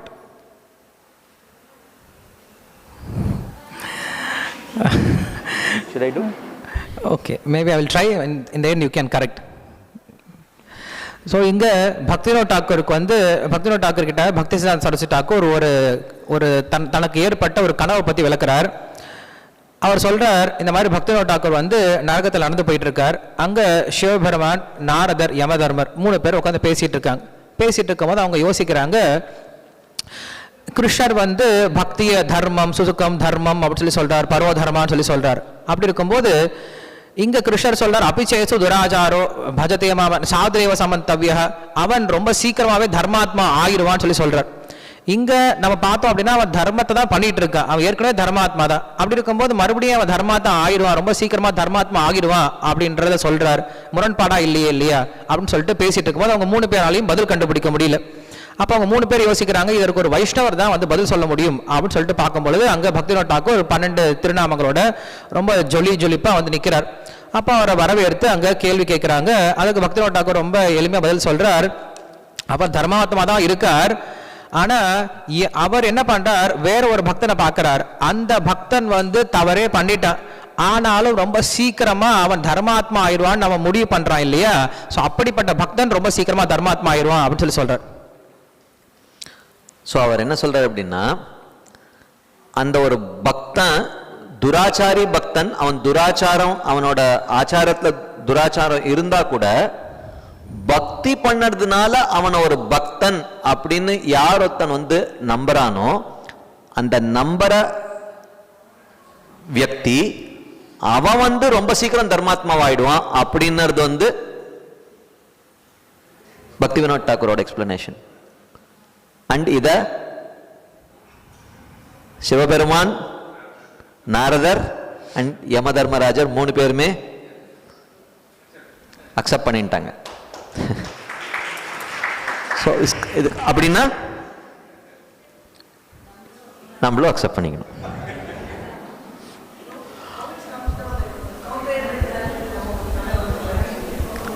Kaunteya பிரதி நமே பக்த பிரணஷ்யதி. What is the meaning of கௌந்தேய பிரதிஜானிஹி நமே பக்தல்ஸ்? நவை ஜனோ ஜாத்து கதாஞ்சனா விரஜேன் முகுந்த சேவி அந்யவத் அங்க சம்ஸ்ருதிம் ஸ்மரன் முகுந்தாங்கிரி உபகூஹனம் புனர் விஹாதுமிச்சேன் ரசக்ரஹோ ஜனா. He says that, oh Vyasadev, you should understand that when a devotee takes up to devotional service and because of his past sinful vasanas, if he gets distracted from the path of devotional service and gives it up, Narada Muni says, Navai jano jatu katanchana avrajen mukunda sevi anyavad anga samsritim. Anyavad, like a karma yogi who gives up karma yoga, a jnana yogi who gives up jnana yoga, they re-enter into the path of karma and they are roasted. Like that, a bhakti yogi who gives up bhakti yoga is not abandoned by Krishna. Navai jano jatu katanchana avrajet. Anyavad. Like the anyavad means like other people. What does Krishna do? Smaran mukundangri upaguhanam punar. Krishna takes the responsibility of reminding the devotee of his embrace. Krishna's embrace which the devotee had experienced while practicing bhakti, in the form of prasadam, in the form of loving association of devotees, in the form of the beautiful darshan of the deities, the service that he has rendered, he reminds him various ways. And then when he gets that remembrance, vihatum ichen na rasagraho jana, that experiencer of the bliss of bhakti, when he gets reminded in this way, he desires to not give up that bhakti again. Narada Muni does not say he never gives up bhakti again. He says he desires to not give up bhakti again, because even if but due to lack of determination he may give it up again. Krishna will again remind him. He may give it up again. Krishna will again remind him. He may give it up again. Krishna will again remind him. Krishna never abandons a devotee who has taken up to devotional service once, unless he gives it up because of offensive mentality. If he keeps committing offenses and because of which he gives up bhakti, then karma will take over. Till then, how much ever he may be struggling to practice bhakti because of his past karma vasanas, sometimes people may lose their mind. They may become mentally unstable also. Krishna does not abandon them. For the rest of their lives, they may not be able to chant, remember anything. Krishna takes over. That is Krishna's promise. That is the meaning of Name Bhakta Pranashyati. நமே பக்த பிரணஷதி அப்படின்னா எப்படி புரிஞ்சுக்கிறது இதை அப்படின்னு கேட்கும் பொழுது, இப்போ கர்மத்தையோ ஞானத்தையோ ஒருவன் பயிற்சி செஞ்சுட்டு அதை விட்டுட்டான் அப்படின்னா மறுபடியும் அந்த கர்ம ஞானத்துக்குள்ளே வந்தாங்கன்னா அதை வறுத்தெடுத்துடும், மறுபடியும் அவங்களுக்கு அது தவறான தீய விளைவுகளை கொடுத்துரும். ஆனால் ஒரு பக்தன் பக்தியை பயிற்சி செய்கிறான். இது நாரத முனிவர் வியாசதேவருக்கு ஸ்ரீமத் பாகவத்தில் சொல்லக்கூடிய ஒரு உபதேசம். ஒரு பக்தன் தன்னுடைய வாழ்க்கையில பக்தி பயிற்சி செய்கிறான், நடுவில் தன்னுடைய பாபகரமான எண்ணங்களால் சுபாவங்களால் பக்தியை விட்டுட்டு போயிடுறான். அப்படி விட்டுட்டு போனாலுமே கூட பகவான் அவனை விடுறது கிடையாது. அவன் என்ன பண்றார், அவன் செஞ்ச பக்தியை தான் எப்படியெல்லாம் அந்த பக்தனுக்கு உதவி இருக்கேன், தான் அந்த பக்தனுக்கு எப்படியெல்லாம் தன்னுடைய ஆலிங்கனத்தை கொடுத்துருக்கேன், பிரசாதம் மூலியமாக, சேவை மூலியமாக, பக்த சங்கத்தினால, தரிசனத்துல, இப்படியாக தான் எப்படியெல்லாம் அந்த பக்தனோட உறவு கொண்டிருக்கேன் அப்படிங்கிற விஷயத்த மறுபடியும் ஞாபகப்படுத்துறார். அப்படி அந்த ஞாபகப்படுத்தின பின்னாடி அந்த பக்தன் ஒரு ஆசையை வளர்த்துக்கிறான், இனிமேல் நான் இந்த பக்தி சேவை விட்டுட்டு போகக்கூடாது அப்படின்ற ஆசையை வளர்த்துக்கிறான். இங்க ஆசை வளர்த்துக்கிறான்னு சொல்லி சொல்றாரே தவிர அவன் பக்தி சேவை விட்டுட்டு போலான்னு சொல்லி சொல்ற கிடையாது. ஏன்னா அவனுடைய மன தளர்ச்சியினால மறுபடியும் அவன் பக்தி விட்டு போறதுக்கு வாய்ப்பு இருக்கு. அப்படியே அவன் பக்தி விட்டுட்டு போனாலும் மறுபடியும் பகவான் ஞாபகப்படுத்துறார். அவன் பக்தி விட்டுட்டு போறான், மறுபடியும் ஞாபகப்படுத்துறார். பக்தி விட்டுட்டு போலாம், மறுபடியும் ஞாபகப்படுத்துவார். பக்தி விட்டு போலாம், மறுபடியும் ஞாபகப்படுத்துவார். எது வரைக்கும் அப்படின்னா, அவனா அந்த பக்தன் ஏதாவது அபராதத்தினால பக்தி விட்டு போனான்னா கிருஷ்ணர் கைவிட்டுறார். அப்படி இல்லைன்னா அவனுடைய மன தளர்ச்சினால பக்தி விட்டுட்டு போனா அப்படின்னா கிருஷ்ணர் அவனை கைவிடுறதே கிடையாது. அவனுக்கு மறுபடியும் தன்னுடைய பக்தியை ஞாபகப்படுத்தி எப்படியாவது அவனை பக்தியில கொண்டு வச்சிடறார். இதுதான் நமை பக்த பிரணஷதி அப்படின்னா அந்த வார்த்தைக்கு அர்த்தம். So, Srila Prabhupada, commenting on the purport to this verse, he writes, one who is not a devotee of the Lord has no good qualifications whatsoever. Harav abhaktasya kuto mahat gunan. The question remains, then how can a person engaged in abominable activities either by accident or by intention be a pure devotee? This question may justly be raised. This is a fair question. Prabhupada appreciates. I will not criticize you for asking this question. This is very fair. Justified. The miscreants, as stated in the 7th chapter, who never come to the devotional service of the Lord, have no good qualifications, as is stated in the Srimad Bhagavatam. Generally, a devotee who is engaged in the 9 kinds of devotional activities is engaged in the process of cleansing, in the process of cleansing all material contamination from the heart. What does it mean?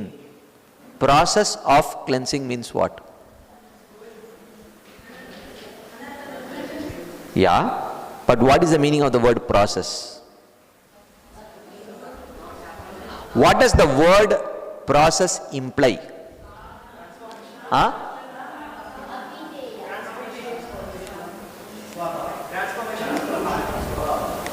Process means it is gradual, right? Anartha nivritti is not an event. Anartha nivritti is a process.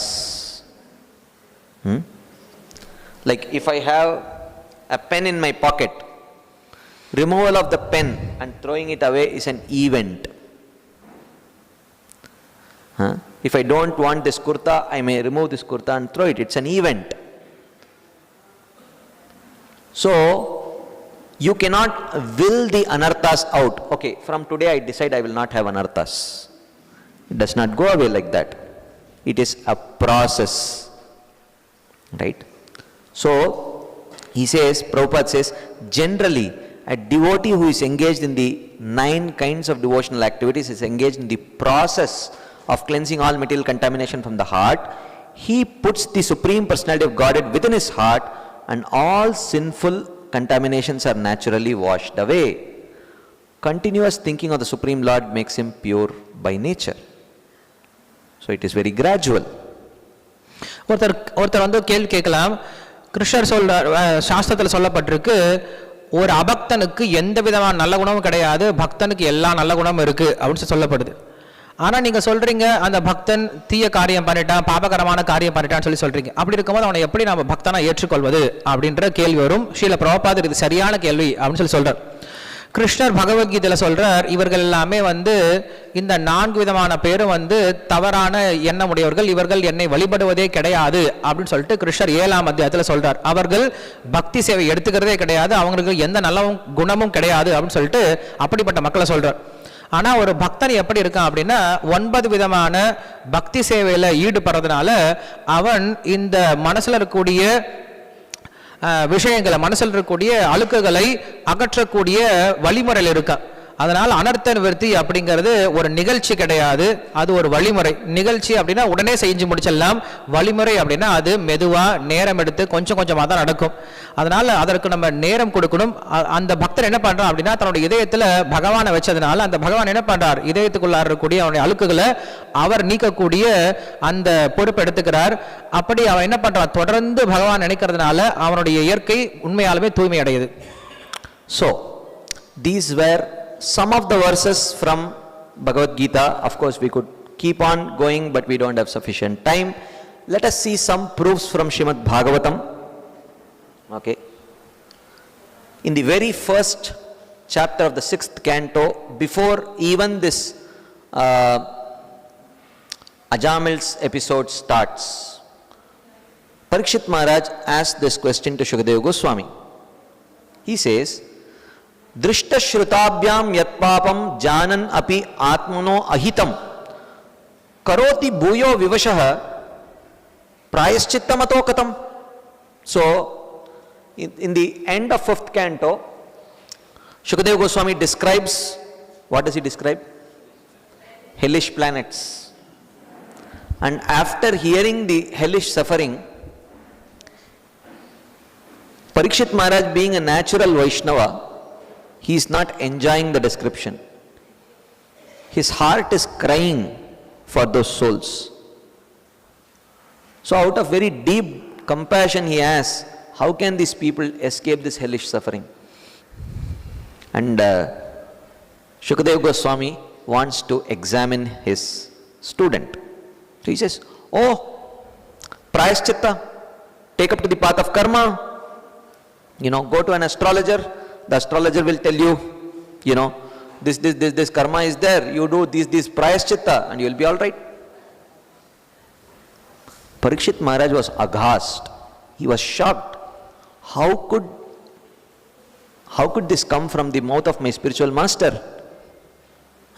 So he says, Drishta shrutabhyam yat papam janan api atmano ahitam karoti bhuyo vivashah prayaschittam atokatam. Even though the jiva knows that sinful acts are detrimental, Drishta shrutabhyam, he has seen sinful living entities suffering. He has heard about how they go to hell and suffer. Karoti bhuyo vivashah, but still helplessly he ends up committing sinful activities. What is the use of atonement? Kvachin nivartate abhadrat क्वचित चरति तत्पुनः प्रायश्चित्तम अतो अपार्थम मन्ये कुंजर शौचवत. He says, what is the use of this kind of prayaschitta? Even after performing prayaschitta, क्वचित निवर्तते abhadrat, sometimes he is seen to refrain from sin. क्वचित चरति तत्पुनः, and after some time he is seen to be performing that same activity of sin. Prayaschittam ato apartam. Therefore, I consider this prayaschitta to be useless. Manye kunjara shauchavat. In my opinion, this is like an elephant taking bath. An elephant, after taking bath, comes out, takes some mud and smears it on his body. I mean, for us, it seems like apartam. Maybe the elephant must have some reason to do it. I don't know what. I don't think an elephant takes bath to purify the body, maybe to cool down his body, but from a human being's perspective it looks like, what are you doing? Maybe it's like after taking bath we apply some powder. Maybe an elephant feels like that, I don't know.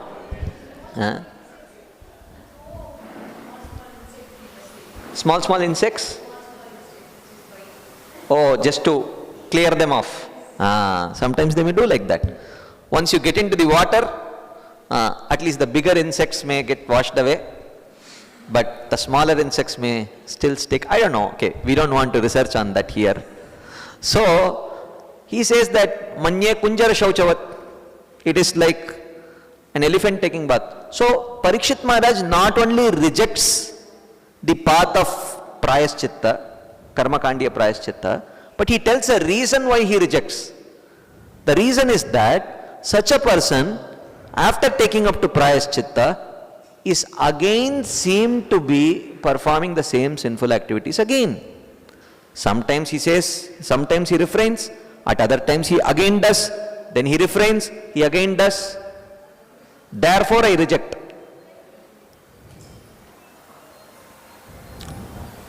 So this is the reason. But interestingly, after some time, Shukadeva Goswami says, okay, I accept, you are right, karma is useless, one should follow the path of jnana. Tapasa brahmacharyena, shamena cha, damena cha. Like that he describes the path of jnana. Parikshit Maharaj is again not happy with it. Then he says, what is that verse he says? Kechit kevalaya bhaktya Vasudeva parayana agham dunvanti katsnena niharamiva bhaskaraha. Kechit kevalaya bhaktya, but kevala bhakti alone, completely this whole sinful tendencies, everything gets destroyed. Interestingly, Parikshit Maharaj does not raise an objection to this, which is very strange. Why does he reject Prayaschitta? Why does he reject the path of Prayaschitta? Because again and again it is seen that that practitioner of Prayaschitta, sometimes he says no, kvachit nivartate abhadrat, kvachit charati tat punaha. Again he is seen to do the same thing. Now how many of you have experienced it in your own life after becoming devotees, that sometimes you say no and at other times you engage in the same not so glorious activity? Anyone? Then how is it that Parikshit Maharaj did not object when Shukadeva Goswami presented the path of bhakti? பகவத்கீதையிலேருந்து நம்ம ஒரு சில ஸ்லோகத்தை பார்த்துருந்தோம். நம்ம நேரம் இல்லாதனால ஸ்ரீமத் பாகவத்துக்கு போயிடலாம். ஸ்ரீமத் பாகவத்தில் 6ஆவது ஸ்கந்தத்தில் அஜாமிலனுடைய உபாக்கியானத்துக்கு முன்னாடியே இந்த விஷயம் பேசப்பட்டிருக்கு.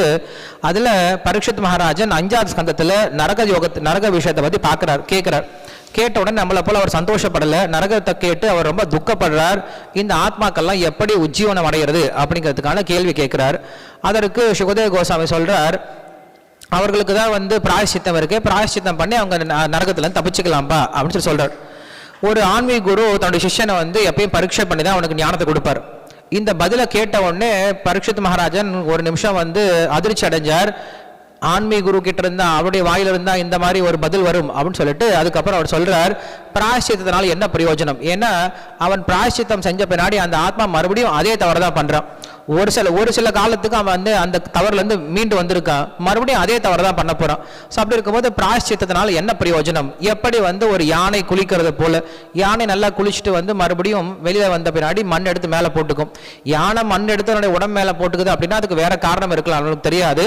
ஒரு சிலர் சொன்னாங்க சின்ன சின்ன பூச்சிகள்லாம் உடம்புல இருக்கும், அதை தூயப்படுத்துறதுக்காக யானை மண்ணை போட்டுக்குதுன்னு சொல்லிட்டு நம்ம அந்த ஆராய்ச்சிக்கு போக வேண்டாம். ஆனால் இந்த யானை மண் எடுத்து போட்டுக்கிறது அப்படிங்கிறது நம்முடைய கண்ணோட்டத்தில் தேவையில்லாத விஷயம், பிரயோஜனம் இல்லாத விஷயம். அதனால இங்க பிராயஷ்சித்தம் பிரயோஜனம் இல்லாத விஷயம், அதை நான் தவிர்க்கிறேன், அதை நான் முழுமையும் நிராகரிக்கிறேன் அப்படின்னு சொல்லிட்டு நிராகரிச்சிட்டான். சரி நீ சொல்றது உண்மைதான்ப்பான்னு சொல்லிட்டு அதுக்கப்புறம் ஞான மார்க்கத்தை பத்தி பேச ஆரம்பிக்கிறார். அவன் ஞான மார்க்கத்தை நிராகரிக்காம என்ன பண்ணா, இல்ல ஒருவன் பக்தி செஞ்சாவே போதும், அவனுடைய பாப்ப எண்ணங்கள் அவன் இதயத்திலிருந்து போயிடும் அப்படின்னு சொல்லி சொன்னார். இங்க கர்ம மார்க்கத்தை அவர் நிராகரிக்கிறார், ஆனா ஞான மார்க்கத்தை அவர் நிராகரிக்கல. ஏன் நிராகரிக்கல பரீட்சித் மகாராஜன்? ஞான மார்க்கத்தை நிராகரிச்சிட்டார், பக்தி மார்க்கத்தை நிராகரிக்கல. பக்தி மார்க்கத்தை நிராகரிக்கல. ஓகே, ஞான மார்க்கத்தை கூட அவர் நிராகரிச்சிட்டார். ஆச்சாரியாஸ் எக்ஸ்பிளைன் பண்றாங்க, even though the acharyas explain that after describing about the path of jnana, even though there is no verse in Srimad Bhagavatam where Parikshit Maharaj is verbally rejecting that path, but the acharyas explain that looking at the face of Parikshit Maharaj, Shukadeva Goswami could understand the dissatisfaction of Parikshit Maharaj. He understood, no, it can't be the path of jnana. That's why after speaking about jnana, he speaks about bhakti. Kechit kevalaya bhaktya. So அங்கே ஞான மார்க்கத்தையும் அவர் வந்து நிராகரிச்சிருக்கார். இதை வெளிப்படையாக நிராகரிக்கல, ஆனால் ஆச்சாரியர்கள் வந்து விளக்கம் கொடுக்குறாங்க. பரீட்சித் மகாராஜனுடைய பார்வையை பார்த்தே சொல்லிடுறாங்க அவன் ஞான மார்க்கத்தை நிராகரிச்சிட்டான் அப்படின்னு சொல்லிட்டு. அதுக்கப்புறம் தான் மூன்றாவது பாதையாக பக்தி பார்வையை எடுத்து சொல்றார். So, how is it? This seems very clear double standards. You are rejecting the path of karma because that person practicing karma is again and again seem to perform the same sinful activity. Now you are refusing to reject bhakti when the same symptom is seen in devotees. Isn't this double standard? Very clear double standard, isn't it? So the reason is that Parikshit Maharaj knew the potency of karma, and having been a practitioner of devotional service himself, he knew the potency of bhakti also. Elsewhere in one more commentary in the same Ajamil section, Srila Vishwanath Chakravarti Thakur in his commentary, he says, or maybe is it this commentary?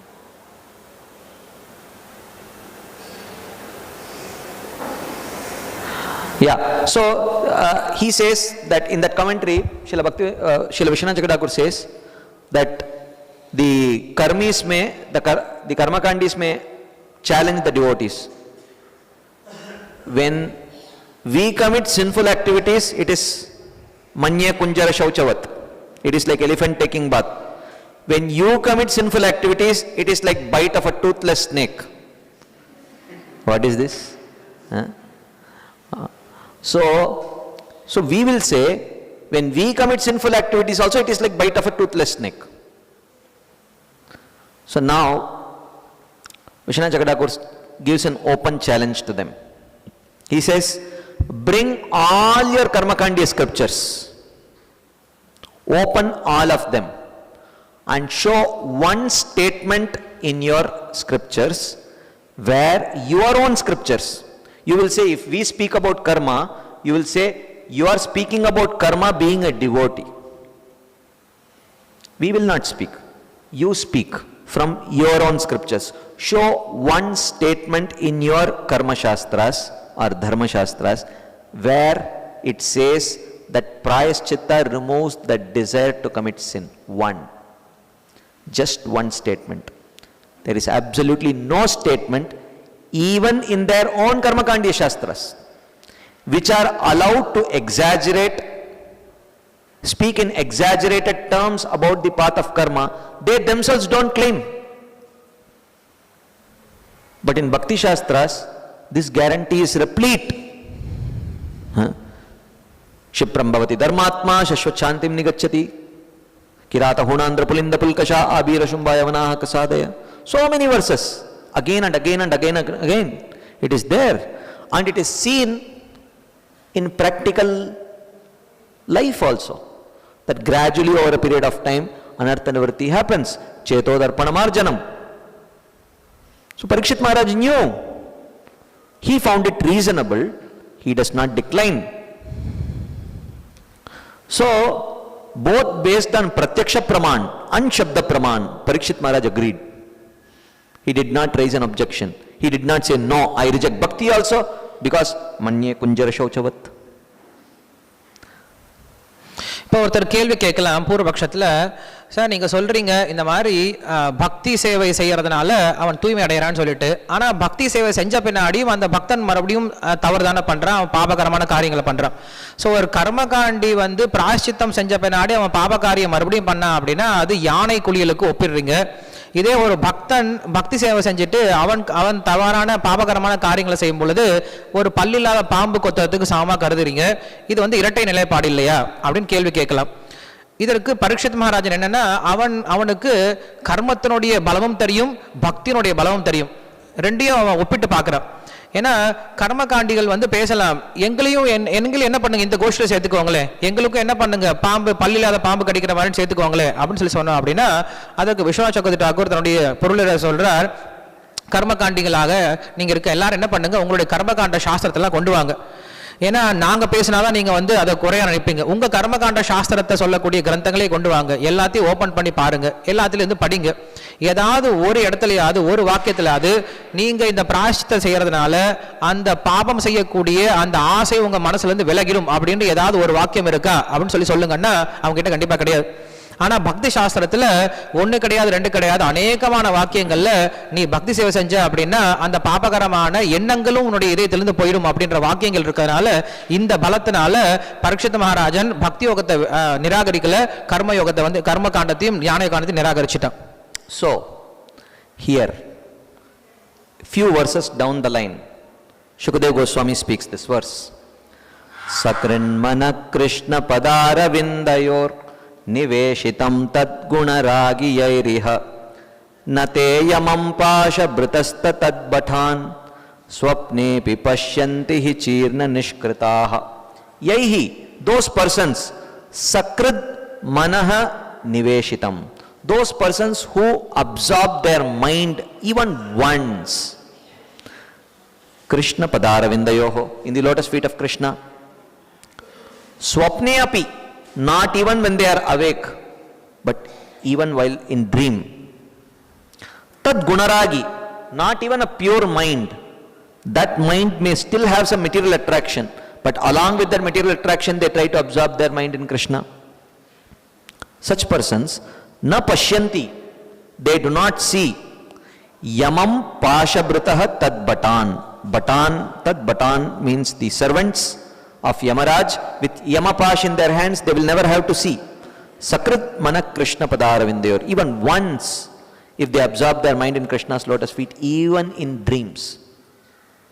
Okay. Why? Chirna Nishkritaha, because they have accomplished all atonement by that remembrance. So, in commenting on this verse, Srila Vishwanath Chakravarti Thakur writes, this purification does not depend on a solid basis of bhakti. One may not know too much about bhakti, but one may have some simple faith, komala shraddha in bhakti. Even once remembering the Lord is sufficient. What to speak of many times? Even thinking with the mind is sufficient. What to speak of hearing or uttering the name of the Lord, which you are doing 6 hours minimum daily. The mind which is materially attracted is sufficient. What to speak of a mind without material attractions? Thinking even in dreams is sufficient. What to speak of actual conscious meditation? So such persons have accomplished all atonement. From this statement, the following should be understood. What is to be understood? If a devotee practicing pure bhakti happens to commit sin again, it is like the bite of snake without fangs, which will, irritate the karma yogis, but this is true because the process is capable. Those sins have no significant effect. What is the meaning of, what is the implication of the word significant here? It won't produce karma, correct? But what is the implication of the word significant? Yeah, there will be effect. One should not think that I will go on committing sins, there will be no effect. No significant effect means you will not get caught in the wheel of samsara. But still, sinful acts will weaken the determination to practice bhakti properly. That condition, in this commentary he says, that condition should not be compared to the elephant taking bath. The karmi who again commits sin, it is said, like the karmi who again commits sin, it should not be compared to an elephant taking bath. It is said, apichet suduracharo bhajate mam ananyavak sadureva samantavya samyak vyavasito hi saha. Like that. இந்த ஸ்லோகத்துக்கு கொஞ்சம் நேரம் கழிச்சு பார்த்தோம் அப்படின்னா அங்க சுகதேவ கோஸ்வாமி சொல்றார், ஒரு சாதாரண நபர் தன்னுடைய கனவுல ஒரே ஒரு முறை தூய்மையான இதயம் கூட கிடையாது, ஆனா பகவான் நினைச்சிட்டார். அப்படி நினைச்சிட்டார் அப்படின்னா அவர் கண்டிப்பா வந்து யம தர்மனுடைய சேவகர்களை பார்க்கவே போறது கிடையாது. காரணம் என்ன அப்படின்னா அவர்கள் எல்லா விதமான பிராயஷ்சித்தையும் பண்ணதற்கு சமம் அப்படின்னு சொல்றார். இதற்கு விஸ்வநாத் சக்கரவர்த்தி டாக்கூர் தன்னுடைய பொருளில் வந்து விளக்கம் கொடுக்கிறார். இங்க சொல்லப்பட்டது அப்படிங்கிறது பக்தியை சார்ந்து கூட கிடையாது. அவனுக்கு பக்தி அப்படிங்கிறது கிடையாது, அவனுக்கு ஏதோ கொஞ்சம் நம்பிக்கை இருக்கு. அப்படி அவன் நம்பிக்கையோட என்ன பண்றான், ஒரே ஒரு முறை சொல்றான், நிறைய முறை கூட கிடையாது. அப்படி இருக்கும்போது அதுவும் மனசால தான் நினைக்கிறானே தவிர வாயால சொல்ல கிடையாது. ஸோ ஒருத்தர் வாயால சொல்லிட்டு காதால கேட்ட அதனுடைய பலன் எப்படி இருக்கும், அவன் மனசால சொல்றானே தவிர நேரடியாகவும் சொன்னது கிடையாது. ஸோ அப்படி இருக்கும்போது அவனுடைய மனசும் தூய்மை கிடையாது. ஸோ அப்படி இருக்கும்போது தூய்மையான மனசோட சொல்லும் போது அவனுடைய ரிசல்ட் எப்படி இருக்கும் அப்படின்னு புரிஞ்சுக்கிறோம். அதே போல அவன் வந்து கனவுல தான் நினைக்கிறானே தவிர நேரடியாக கிடையாது. அப்படி இல்லாமல் ஒரு பக்தன் நேரடியாகவே பக்தி சேவை செய்ய ஆரம்பிச்சான் அப்படின்னா அதனுடைய பலன் நம்ம என்னன்னு புரிஞ்சுக்கிறது அப்படின்னு சொல்லி தெரிஞ்சுக்கிறார். அதனால்தான் இந்த வாக்கியத்தை கொண்டு ஒரு பக்தன் தவறான ஒரு பாபகரமான காரியத்தை செஞ்சான் அப்படின்னா அது பாம்பில்லாத பல் கொத்துவதற்கு சமம் அப்படிங்கிறத நம்ம ஏற்றுக்கொள்ளலாம் அப்படின்னு சொல்லும் போது கர்மிகளுக்கு குத்தும், ஆனா இதுதான் உண்மை. அப்படி சொல்லும் பொழுது அந்த பாபகரமான காரியங்களுக்கு அவளுக்கு பலன் கிடைக்காதா, தண்டனை கிடைக்காதுன்னா அதிகபட்ச தண்டனை கிடைக்காது. ஒரு கர்மி கிடைக்கக்கூடிய தண்டனை கிடைக்காது. கண்டிப்பா தண்டனை அப்படிங்கிறது இருக்கு, ஆனா அந்த தண்டனை அப்படிங்கிறது மற்ற மக்களுக்கு கிடைக்கக்கூடிய தண்டனை போல் இருக்காது. ஸோ இதனால்தான் அந்த இந்த விஷயத்தை நம்ம வந்து கர்மிகளோட ஒப்பிட்டு பார்க்க கூடாது. கர்மிகள் வந்து ஒரு பிராயஷ்சித்தம் பண்ணிட்டு மறுபடியும் அவங்க தப்பு பண்ணும்போது அதை வந்து நம்ம இந்த அபிச்சேத்து துராச்சாரம் அப்படின்ற ஸ்லோகத்துக்கு ஒப்பிட்டு பேச முடியாது. So, okay, there is one more verse in the 3rd canto, very interesting verse. Okay, it says, yascha moodatamo loke yascha buddhehe param gatah तावुभाव सुखमेदेते क्लिश्यति अंतरितो जना. Very interesting verse. He says there are two kinds of people who are happy in this world. Okay, yascha moodatamo loke, he who is the most foolish in this world, materialistic person. Yascha buddhehe param gatah, and he who has attained the Lord beyond matter. Tavubav sukhamedete, their life is very blissful. Therein, okay. Klishyati antarito jana, the intermediate people are the ones who suffer. Who are the intermediate people? Who? I am not, no one knows. Karmakandis, Gyanis, okay. Who else? Sadhakas, okay. On one hand, okay, let's say this is you can say it's a slope, okay. There are a ramp, you can say, right. These are yascha buddhe param gataha, the perfected devotees, okay. So they are happy, and this is yascha moodatama loke, the materialists. They are happy. Why? Because for the perfected devotees, their faith and their swabhava are in the same direction. What they like is what is recommended in the scriptures. What they dislike is what is not recommended in the scriptures.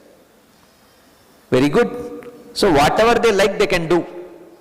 There is no pressure because that's what the scriptures recommend. And what about the materialists? For them also it's everything is parallel. Okay? Because according to them, what is right, whatever I like is right. What is wrong, whatever I don't like is wrong. Don't do something which you don't like. Whatever you like you do, just do it. Right? So here you see their value system or so-called value system and their vasanas are parallel. They are very happy. And the perfected devotees, their vasanas and their value system are also parallel. They are also very happy. Klishyati antarito jana. But the in-between people, they are very miserable. He is the poor sadhaka. Okay, why? Because his value system is like this, but his swabhava is like this. So he has to really struggle, but this struggle is important. Otherwise, this is very poor quality happiness. Even though, the materialist has some quality of happiness, that is very poor quality happiness. How many of you felt, before coming to Krishna consciousness, at least I was enjoying without guilt? Now I am neither able to give up my enjoyment and the guilt is killing me. How many of you felt? Right? How many of you felt ignorance was really blissful? Right? How many of you felt like that after coming to Krishna consciousness? Ignorance was bliss. Now what? I have taken up, I know it is wrong. I can't give it up and I can't eat it peacefully also. So, what to do? Okay. So, this is the position of the struggle, the tug of war of the sadhaka. Klishyati antarito jana. Like that. ஒரு சுவாரஸ்யமான ஸ்லோகம் இருக்கு. அதுல என்ன சொல்லப்படுது அப்படின்னா, இந்த உலகத்துல யார் சந்தோஷமானவர்கள் அப்படின்னு சொல்லப்படுது. யார் ஒருவன் முழுமையான முட்டாளா இருக்கானோ அவன் சந்தோஷமா இருக்கான். இல்ல யார் ஒருவன் முழுமையான ஞானத்துல இருக்கானோ அவனும் சந்தோஷமா இருக்கான். காரணம் என்ன? மத்தியில் இருக்கவங்க எல்லாருமே துன்பப்படுறாங்க. ஸோ முழுமையா முட்டாள்கள் அப்படின்னா என்ன அர்த்தம் அப்படின்னா ஜடவாதிகள். முழுமையான ஞானத்தில் இருக்கவங்க யார் அப்படின்னா தூய்மையான பக்தர்கள். நடுவில் இருக்கவங்க யார் அப்படின்னா சாதக பக்தர்கள். இப்ப ஏன் இந்த தூய பக்தர்கள் வந்து சந்தோஷமா இருக்க முடியுது அப்படின்னா அவர்களுடைய சுபாவமும் அவர்களுடைய ஸ்ரத்தை ரெண்டுமே வந்து ஒரே பாதையில போயிட்டு இருக்கு. ஏன்னா அவங்க சாஸ்திரத்தை பின்பற்றுறாங்க. அவங்களுக்கு பிடிச்சது சாஸ்திரத்துல சொல்லப்பட்டிருக்கு, அவங்களுக்கு பிடிக்காதது சாஸ்திரம் நிராகரிச்சிருக்கு. அதனால அவங்களுக்கு பிடிச்சதை சாஸ்திரத்துல சொல்லப்பட்டிருக்கு, அவங்க ரொம்ப சந்தோஷம் செஞ்சுட்டு போயிட்டு இருக்காங்க. ஜடவாதிகளுக்கோ சாஸ்திரம்லாம் ஒன்றும் கிடையாது. அவங்களுக்கு பிடிச்சதுதான் சரி, அவங்களுக்கு பிடிக்காத தப்பு. பிடிச்சதை செய்ய, பிடிக்காத விட்டுரு. Just do it. உனக்கு என்ன பிடிச்சிருக்கோ அதை செய், உனக்கு என்ன இஷ்டமோ அதை செய், உனக்கு என்ன இஷ்டமோ அப்படி வாழ் அப்படின்னு வாழ்ந்துட்டு இருக்காங்க. அதனால அவங்களுக்கும் சந்தோஷமா இருக்காங்க. ஆனால் நடுவில் இருக்க சாதகர்கள் தான் எனக்கு பிடிச்சிருக்கு ஆனா விட முடியல, இது ஸ்ரத்தைக்கு அப்பாற்பட்டு, இது ஸ்ரத்தைக்கு முரண்பாடா இருக்கு அப்படின்னு சொல்லிட்டு ஸ்ரத்தை அவங்களுக்கு நல்லது அப்படிங்கிறது வேற ஒன்னா இருக்கு, அவங்களுடைய சுபாவம் வேற ஒன்னா இருக்கு. சுபாவம் கீழே பிடிச்சி இழுக்குது, ஸ்ரத்தை மேல அவங்களை தூக்கிட்டு போக முயற்சி பண்ணுது. இப்பதான் அங்க பிரச்சனையே வருது. நாமும் நம்முடைய கிருஷ்ண பக்திக்கு வந்ததுக்கு அப்புறம் எத்தனையோ முறை யோசிச்சிருப்போம், இதுக்கு முன்னாடி நான் வந்து எந்தவித கவலையும் இல்லாம அனுபவிச்சுட்டு இருந்தேன், இப்ப என்னால அனுபவிக்கவும் முடியல, அதை விடவும் முடியல. அதனால அறியாமல் இருக்கும் போது ரொம்ப சந்தோஷமா இருந்திருப்பேன் அப்படின்னு நம்ம நல்லா நினைச்சிருப்போம். ஸோ இங்க இந்த பிரச்சனை எப்ப நினைச்சிருப்போம். ஸோ இங்க இந்த கஷ்டம், இந்த சண்டை அப்படிங்கிற ரெண்டுக்கும் நடுவில் இருக்கக்கூடிய சண்டை, ஸ்ரத்தைக்கும் சபாவத்துக்கும் நடக்கூடிய சண்டை அப்படிங்கிறது ஒரு சாதக பக்தனுக்கு என்னைக்கும் இருந்துட்டே இருக்கு. So, in the 4th canto of Srimad Bhagavatam comes this episode of Puranjan, the allegorical story of Puranjan. It's not a real story. Puranjan is not a real character. Puranjan is a conditioned soul. Puraha means city, and this body is the city of 9 gates. Navadvara pure dehi naiva kurvanna karayan, as Krishna says in Bhagavad Gita. Right? So, this Puranjan Jiva is said to be traveling on a chariot. So, based on the description of Bhagavatam, this is Puranjan's chariot. So, and he has a bow, he has some arrows. Okay? The arrows, the quiver from which he removes those arrows are said to be the vasanas, by which he is going to shoot the sense object. The senses are pulling him in one direction, and the wheels are raga and dvesha, it is described in Srimad Bhagavatam. So the wheels are raga dvesha, the senses are also moving in the direction of raga dvesha, and the impressions are also pulling him in the same direction. So Puranjan's chariot will go very smoothly, no problem. Puranjan is the conditioned soul, right? The wheels, wherever his senses are pulling, is where the impressions are pulling. And the wheels have such a orientation that they will run in the same direction without any problem. So Puranjan's chariot will go very freely, like the materialist that we saw. But a sadhaka's chariot, the senses are pulling in one direction, okay? The impressions are pulling in another direction, in the same direction, vasanas. But the wheels, instead of running on raga dvesha, they are running on the wheels of bhakti anukulyasya sankalpo, pratikulyasya varjanam, according to the shastras. So the senses are pulling in this direction, the shastriya shraddha is pulling in the other direction. So sometimes the sadhaka's chariot seems to be sometimes stranded, sometimes moving in this direction, sometimes moving in this direction. So that is why I will just add one slide here. That is why we should be careful how we cannot actually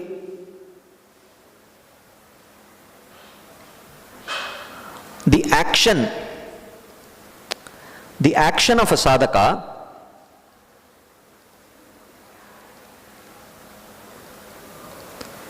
is a vector sum of two different types of stimulus.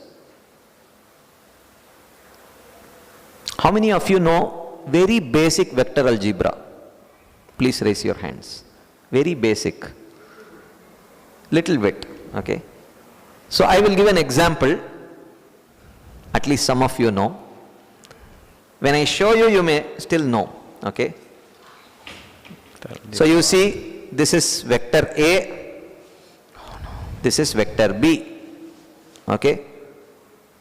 So this is the resultant vector, vector C, okay? C equals A plus B, okay? This is basic vector algebra, right? But we will simplify it even more, okay? A sadhaka's resultant action is a vector sum of two stimuli. Vector A is actually his shraddha, and vector B is actually his swabhava. Okay? They are many times opposed to each other in the opposite direction. So now the resultant vector is the activity of the sadhaka. Sometimes what happens, A is 20 units, B is 15 units. Okay? The resultant vector would be 5 units of positive devotional service. Sometimes B may be 25 units and A may be 15 units. So the resultant would be minus 10 units, which means he is performing abominable activity. So, those who know basic vector algebra, can you tell, if I give the magnitude and direction of the resultant vector, can you figure out the magnitude and direction of the parent vectors? Is it possible? Okay, forget about vector algebra. How many of you know basic addition subtraction? You know? Simple addition subtraction I will tell. Okay? X plus y equals 7. Find x and y. Is it possible? You can't, right? X is shraddha, y is swabhava, and the result is our action. So if a sadhaka is performing an action which may be good, which may be bad, can someone tell how much Shraddha is there, how much Swabhava is there? Is it possible? You cannot. A person, when he is performing an improper act, it may happen that he has actually 25 units of Shraddha, but 45 units of unfavorable Swabhava. His resultant act would be 20 units in the unfavorable direction. So when you look at an action which is 20 units in the unfavorable direction, what conclusion can you come to if you don't know that person? You may say, oh, he's not a devotee at all. How do you know? But interestingly, Krishna sees this 25. But we tend to see this 20. That's the difference. This is minus 20. We tend to see the minus 20 and attribute it to his Shraddha. He has no faith in Bhakti. Prabhu, see how he is acting. But Krishna sees beyond that. So Krishna sees that 25 units of Shraddha which is struggling amidst that 45 units of conditioning. We can't see it. But Krishna says, you don't have to see it, but at least can you give him the benefit of doubt? That's all. Give him the benefit of doubt. What do you lose? And this is not very difficult, because when we are caught at a very awkward position, we expect other people to give us the benefit of doubt. Prabhu, I don't do it always. Somehow my intelligence got hijacked. But otherwise I am a good devotee. Please trust me. You know. Same thing could be true with the other person also. Like that. புரஞ்சன உபாக்கியானத்தை நான் பார்க்க ஆரம்பித்தோம். ஸ்ரீமத் பாகவத்தில் புரஞ்சன அப்படிங்கிறது ஒரு கற்பனை கதை. புரஞ்சனன் அப்படின்னு ஒரு நபர் கிடையாது. புரஞ்சனன்னா யாருன்னா கட்டுண்டா ஜீவாத்மா தான். அந்த ஜீவாத்மாவுக்கு ஒரு ரதம் இருக்கு. அந்த ரதத்துல பார்த்தோன்னா 2 சக்கரங்கள் இருக்கு. ஒன்று ராக, இன்னொன்று துவேஷ, விருப்பு வெறுப்பு. அவர்களுக்கு அந்த புரஞ்சனன் கிட்ட 5 குதிரைகள் இருக்கு. 5 குதிரைகள் அப்படிங்கிறது 5 புலன்கள். அப்புறம் அவனுடைய அம்புரா துணி இருக்கு. அம்புரா துணியில வந்து நிறைய வாசனைகள் இருக்கு. அந்த வாசனைகளை எடுத்து என்ன பண்ண போறான்? அவன் வேட்டையாட போறான். எதை வேட்டையாட போறான் அப்படின்னா புலன் இன்பத்தை வேட்டையாட போறான். இப்ப அவனுடைய புலன்களும் அவனுடைய குதிரைகளும் ஒரே பக்கம் தான் போகுது. ஏன்னா அவனுடைய விருப்பு வெறுப்பு எல்லாம் ஒரே பக்கம் தான் போகுது. ஸோ அப்படி போகும்போது ரதம் ஒரே பக்கம் ஈஸியாக போயிட்டு இருக்கும். ஆனால் ஒரு சாதகனுடைய தேரும் அப்படி கிடையாது. ஒரு சாதகனுடைய தேரில் இருக்கக்கூடிய 2 சக்கரம் எதை சார்ந்து இருக்கு அப்படின்னா விருப்பு வெறுப்பை சார்ந்து கிடையாது. அனுகூல்ய பிரதிகூல்ய, பக்திக்கு எது உகந்தது, பக்திக்கு எது தடங்கலானது அப்படின்ற விஷயத்தை சார்ந்து இருக்கு. ஸோ அப்படி இருக்கும்போது அவனுடைய வாசனைக்கு ஏற்றார் போல புலன்கள் என்ன பண்ணும் அப்படின்னா என்னைக்குமே புலன் இன்பத்தை நோக்கி ஓடிட்டு இருக்கும். ஆனா அது பிரதிகூலமா இருக்கிறதுனால என்ன பண்ணுது? நம்முடைய சக்கரம் பின்னாடி இழுக்க ஆரம்பிக்குது. ஸோ அப்படி பின்னாடி இழுக்கும்போது ஒரு சமயம் அவன் பின்னாடி போறான், ஒரு சமயம் முன்னாடி வரான், பின்னாடி போறான், முன்னாடி வரான். இப்படி அவனுடைய தேரானது எங்கேயும் போக முடியாமல் தடுத்து நிற்கப்பட்டிருக்கு. அப்புறம் நம்ம வந்து வெக்டரல் ஜீப்ரால இருந்து இங்க பிரபு வந்து ஒரு சில உதாரணங்கள் கொடுத்தார். எனக்கு புரிஞ்ச அளவுக்கு என்ன சப்ட்ராக்ஷன் போறோம் இல்ல கூட்டல் கழிச்சல் புரிஞ்சுக்கிறோம். இப்போ வந்து ஏ அப்படிங்கிறது வந்து நம்முடைய ஸ்ரத்தாயிலிருந்து வரக்கூடிய செயல்பாடுகள். பி அப்படிங்கிறது நம்முடைய சுபாவத்திலிருந்து வரக்கூடிய செயல்பாடுகள். இப்போ ஏ அப்படிங்கிறது வந்து நிறையா இருக்கு, பி கம்மியா இருக்கு அப்படின்னா நமக்கு வந்து நல்ல செயல்பாடுகள் நம்ம வெளில கொண்டு வருவோம். இதே ஏ கம்மியா இருந்து, அதாவது ஸ்ரத்தை ரொம்ப கம்மியா இருந்து சுபாவம் அதிகமாக இருக்கும்போது நம்முடைய செயல்பாடுகள் ரொம்ப மோசமான செயல்பாடுகளாக இருக்கும். ஸோ அப்படி இருக்கும்போது இப்போ ஒருத்தர் மோசமான செயல்பாடுகள் செய்யறாரு அப்படின்னா அவர்கிட்ட இருக்கக்கூடிய ஏவை தான் நம்ம பார்க்கணுமே தவிர பியை பார்க்கக்கூடாது. கிருஷ்ணர் அதான் பார்க்கிறார். ஒரு பக்தன் வந்து ஒரு தவறை செஞ்சிட்டான் அப்படின்னா எப்படி புரிஞ்சுக்கணும் அப்படின்னா அந்த பக்தன் மிக பெரிய தவறு செய்ய வேண்டியவன். அவனுடைய பக்தியோட சக்தியினால இந்த அளவுக்கு அவனுக்கு தவறு இந்த அளவுக்கு தான் இருக்கு, இந்த அளவுக்கு பாபகரமான காரியத்தை பண்ணியிருக்கான் அப்படின்ட்டு அவனுடைய பாசிட்டிவான விஷயத்தெல்லாம் பார்க்கணுமே தவிர அவனுடைய ஸ்ரத்தையை பார்க்கணுமே தவிர அவன் உண்மையில ஜடவாதியா இருந்தானா இன்னும் மோசமான காரியம் பண்ணியிருப்பான். ஆனா பக்தியில இருக்கிறதுனால அவன் இந்த அளவுக்கு ரொம்ப கம்மியான ஒரு பாபகரமான காரியம் பண்ணியிருக்கான் அப்படின்னு சொல்லிட்டு பார்க்கலாமே தவிர அவனோட முழுமையாக நம்ம என்ன பண்ணோட அபக்தன்னு சொல்லி நினைச்சிடக்கூடாது. ஏன்னா கிருஷ்ணர் அவனோட ஏவை தான் பார்க்குறாரு. அது ரொம்ப கம்மியாக இருந்தால் அது ஏ தான் பார்க்குறாரு. ஆனால் நம்ம பிஏ பார்த்து பழகிட்டோம். ஸோ நமக்கு ஒரு பிரச்சனை வரும்போது நம்ம என்ன பண்ணுறோம், என்றைக்குமே பிரபு நான் இப்படி நடந்துக்க மாட்டேன், எப்பயும் இப்படி நடந்துக்க மாட்டேன், எப்பயாவது ஒரு சமயம் அப்படி நடந்திருக்கு, நான் உண்மையில் அப்படி கிடையாது, நான் இப்படி செய்யக்கூடிய ஆள் கிடையாது அப்படின்னு சொல்லிட்டு நம்ம என்ன பண்ணுறோம், நமக்கு ஒரு எக்ஸ்கியூஸ் வேணும், நம்மளை எல்லாரும் மன்னிச்சு விடணும்னு நினைக்கிறோம். ஆனால் மற்றவங்க கிட்ட அதை நம்ம எதிர்பார்க்கறது கிடையாது. Okay. So at this point, we will have at least the first Q&A session. Whatever questions you may have, I am not promising I will answer, but I will try. You can please raise your hands and the mic will come to you. Hare Krishna Prabhu, I can able to understand Abhilasha as well as Anartha. So Abhilasha comes from value system, this is by conditioning. In between that offenses mentality, where does it come from? This is very wonderful question. Offensive mentality can come from Anartha, right? Like if I have an Anartha of becoming angry, I may become angry on a devotee also. That will cause an offense, right? I may have an envious nature, that is my Anartha. But if that extends to the devotee, that becomes an offense. So, the offenses, there are offenses basically come from a basic disrespectful attitude.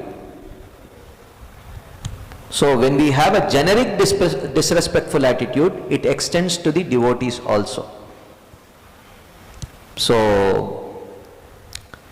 and therefore we look at the Shastras and understand how dangerous offenses are, and even though our swabhava may push us to commit those offenses, we should try our best to kind of curtail it, understanding that it will become very detrimental to my practice of devotional service. Okay, Prabhu. In the same, in Ajamila's story, he did not do any offense. So he is a Brahmana, right? He knows it. We should not do this, abandon wife and all. So he did out of offense, or just like that he did?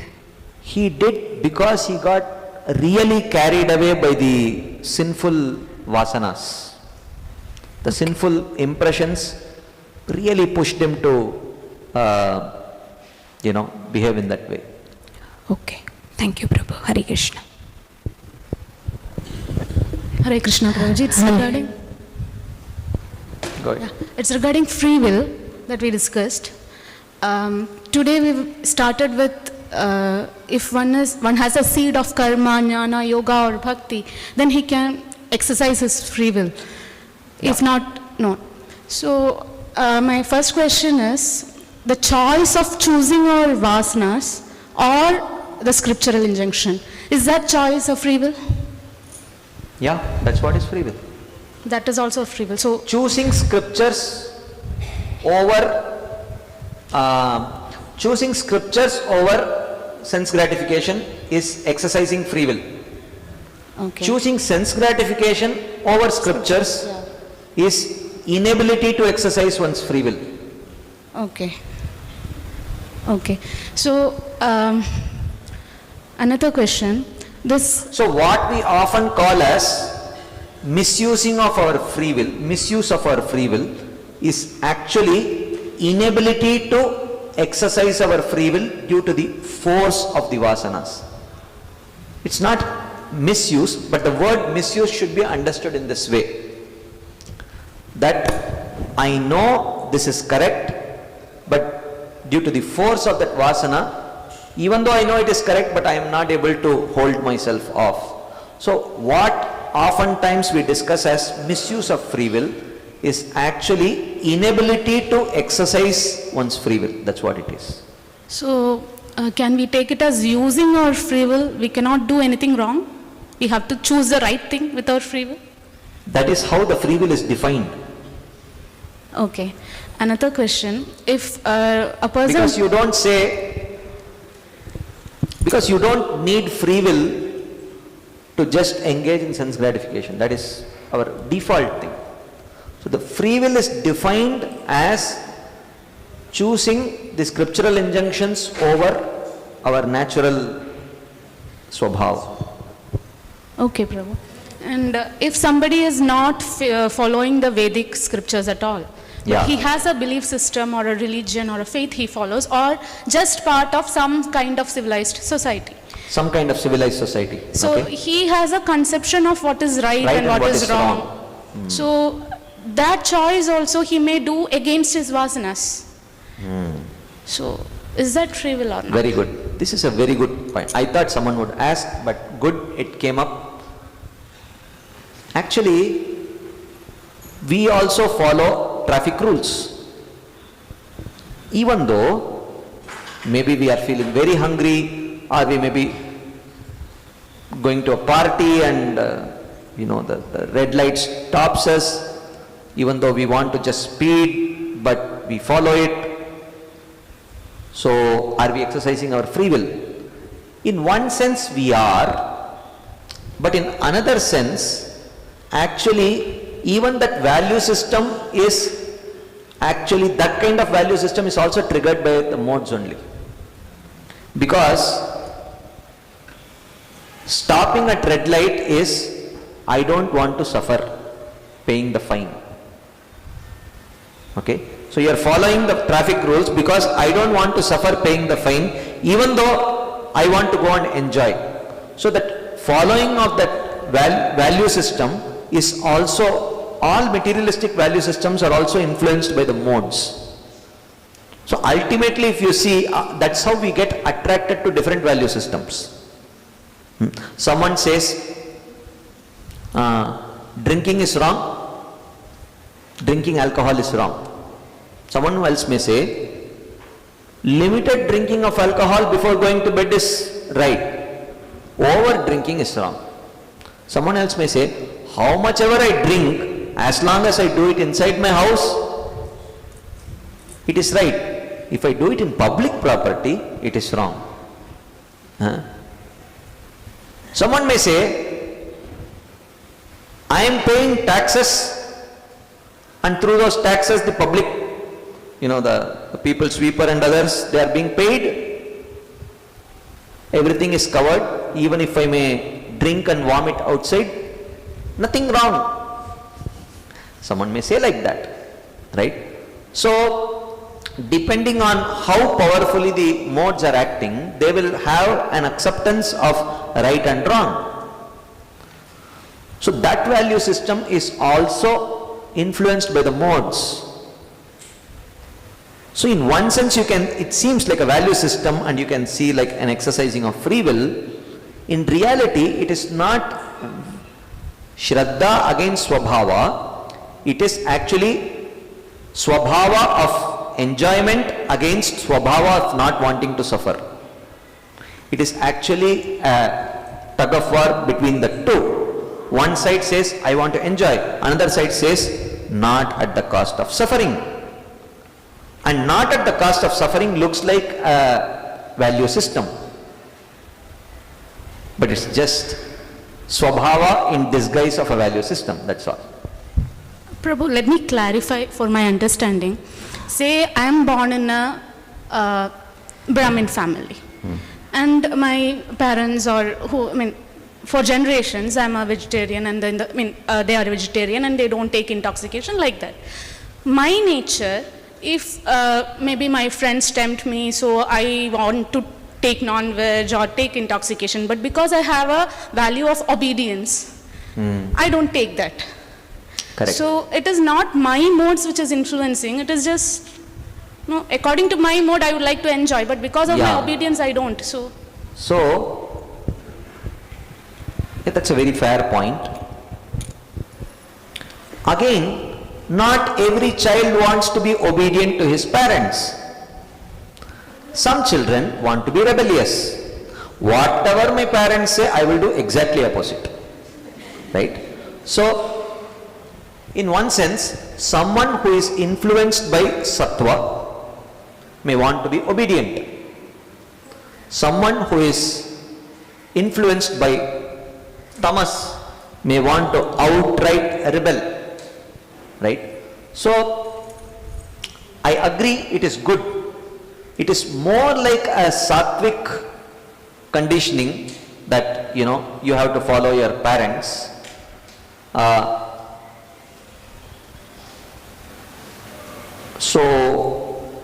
And it's very likely because you grew up in such an environment, the inclination to eat meat or take alcohol may be very weak, actually. And also because of the Sattva-guni orientation, obedience also is good. You may outright feel disgusted, smelling the fragrance, bad fragrance of alcohol or meat. So, and that goes quite well with your wanting to be obedient to your parents also. Now, if your parents interfere in something which is very close to you, to which you are very attached, like say, it's not about whether you want to eat meat or take alcohol, which anyway you don't want to, but let's say you are very interested in choosing medicine. Your parents say, no, you should take arts, or you are not interested in getting into the rat race of medicine or engineering, you just want to peacefully study arts, and your parents say, nothing doing, nothing less than medicine or engineering. So there it may create a problem, because you are anyways not so attached to drinking or eating meat. But when it comes to your career choices, you may be attached. And there when then it will create a problem between obedience to parents and your own attachments. So obedience to parents is a kind of Sattva-guni conditioning, which is good. But at the same time, maybe a Rajoguni or maybe another Sattva-guni conditioning of choosing a particular career, when it comes, it's generally, if it's not accepted from scriptures, it's more or less a manifestation of, that value system is also a manifestation of modes only. This kind of struggle is also in a sadhaka. That is called as laukiki shraddha, sentimental faith. It's not wrong, but it's laukiki shraddha. It's not Bhakti Shastra Vishwasamayi Shraddha. When we are talking about value system, we are talking about Shastra Vishwasamayi Shraddha. Not, otherwise we may have many Laukiki Shraddha. General faith based on, one's experience, sentiments. That looks like value system, but it may not, but it's not like the value system of the highest order. Okay. What about non-Vedic scriptures, those who follow that? Yeah, non-Vedic scriptures also is a kind of value system. It may not be of a very high order, but it's nevertheless, because it's injunctions from the scriptures, so it may not be on the level of Bhakti Shastras, but nevertheless their value system on a lower level. Just like the Karma Shastras and the Jnana Shastras are much lower than the Bhakti Shastras. Similarly, the non-Vedic Shastras, they fall on a lower pedestal. So if somebody has faith in that and are following that against their vasanas, so that is also exercising free will? Yeah, to some extent. Yeah, it may not be the best form of exercising their free will, but nevertheless, yes. Thank you, Prabhu.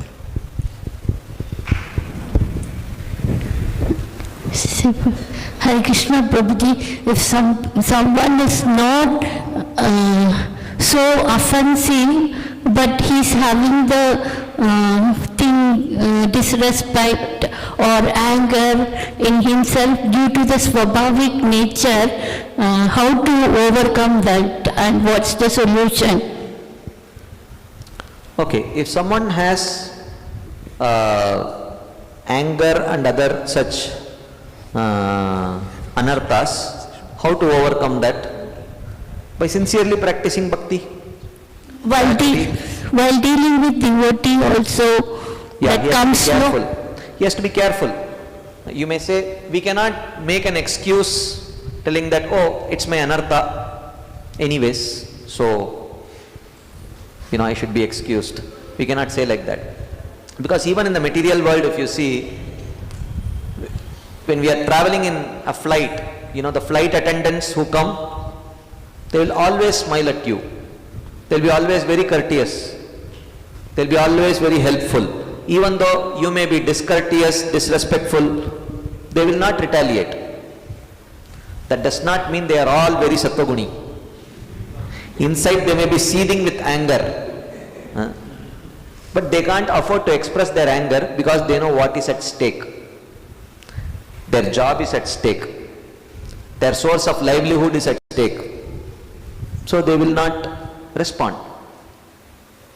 In the same way, even though a devotee may have anger, envy, etc., he knows, if I express it to a devotee, my hard-earned devotional credits are at stake.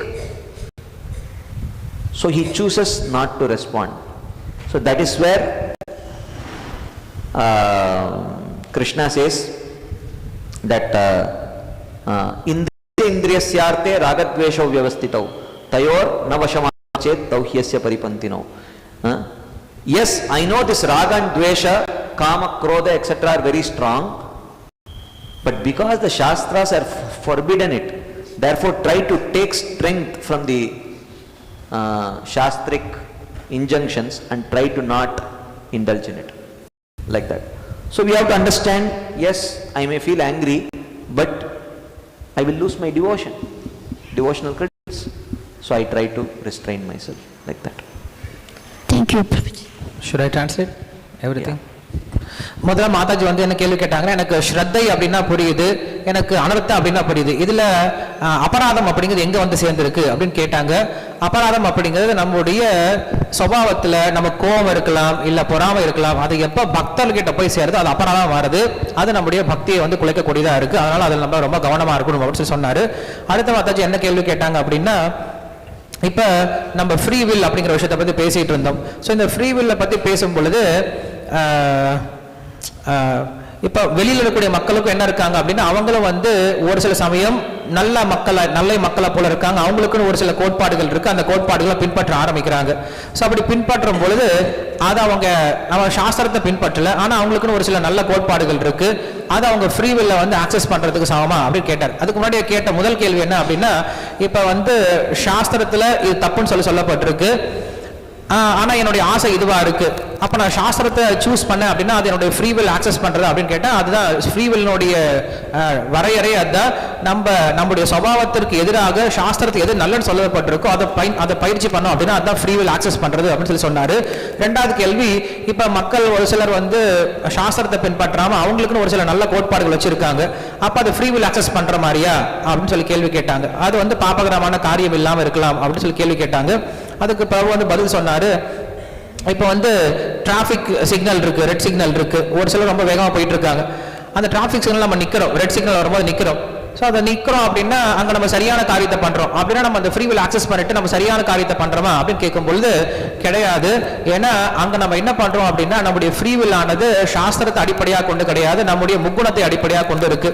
நான் இந்த red லைட்டை தாண்டி போனேன் அப்படின்னா கண்டிப்பா எனக்கு fine கிடைக்கும், நான் தண்டனைக்குள்ளாவேன், அதனால என்னுடைய அனுபவத்தில் எனக்கு பாதிப்பு வரும். அதனால இங்க நம்மளுடைய அனர்த்தத்துக்குள்ளாரியே நடக்கூடிய சண்டை அப்படின்னு சொல்லி பார்க்கலாம். சுபாவத்துக்குள்ளாரி நடக்கூடிய சண்டை, ஒரு சுபாவம் சொல்லுது அனுபவம் சொல்லி சொல்லுது, இன்னொரு சபாவம் சொல்லுது வேண்டாம் இதனால உனக்கு பாதிப்பு வரும் சொல்லி சொல்லுது. சோ அப்ப நம்ம இங்க ஃப்ரீ வில்ல வந்து ஆக்சஸ் பண்றது கிடையாது, ஏன்னா இது சாஸ்திரத்துக்கு உட்பட்டு கிடையாது, இது நம்முடைய முக்குணங்களுக்கு அடிப்படையா முக்குணத்தை சார்ந்துதான் இருக்கு அப்படின்னு நம்ம புரிஞ்சுக்கிறோம்.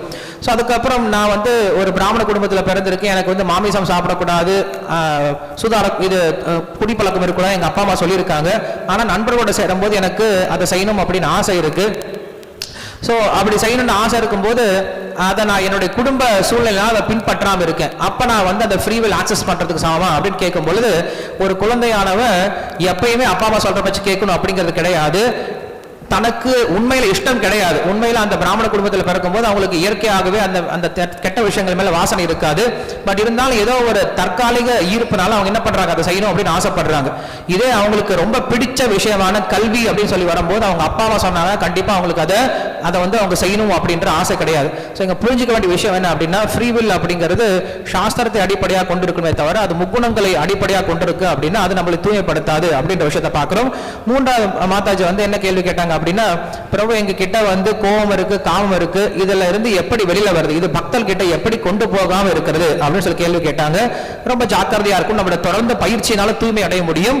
அதே போல ஜாக்கிரதையா இருக்கணும். எப்படிப்பட்ட ஜாக்கிரதை அப்படின்னா, இப்ப ஹேர் ஹோஸ்டர்ஸ் எப்படி இருப்பாங்க, நம்ம எவ்வளவு கோபமா இருந்தாலும், நம்ம எவ்வளவு இரிட்டேட்டிங்கா இருந்தாலும் அவங்க அந்த கோபத்தை வெளிக்காட்ட மாட்டாங்க. காரணம் என்ன அப்படின்னா, அவங்களுக்கு தெரியும் நான் கோவப்பட்டேன் அப்படின்னா என்னுடைய வேலை நாங்க பணைய வச்சிருக்கேன், என்னுடைய குடும்ப சூழ்நிலை பணைய வச்சிருக்கேன், அதனால இதெல்லாம் பணையத்தில் இருக்கிறதுனால நான் கோவப்படக்கூடாது அப்படின்ட்டு அவங்களுக்கு உள்ள கோவமே இருந்தாலும் வெளியில கோவத்தை காட்டாம இருப்பாங்க. அது போல ஒரு பக்தன் கோவமே வந்தாலுமே கூட நான் அது கோவப்பட்டேன் அப்படின்னா என்னோட பக்தி போயிடுவேன், நான் ரொம்ப காலம் ரொம்ப பிறவிகள் கஷ்டப்பட்டு எனக்கு இப்பதான் பக்தி கிடைச்சிருக்கு, அந்த பக்தி இழந்துருவேன் அப்படின்ற அந்த ஒரு விஷயத்தை அவன் ஞாபகம் வச்சுக்கிட்டு எந்த பக்தரும் மேலேயும் அவன் கோவத்தை காட்டக்கூடாது. இந்த மாதிரி தான் என்ன பண்ணும், புரிஞ்சுக்கிட்டு அந்த கோவத்திலிருந்து காமத்திலிருந்து வெளில வரலாம் அப்படின்னு சொல்லி பதில் சொன்னார்.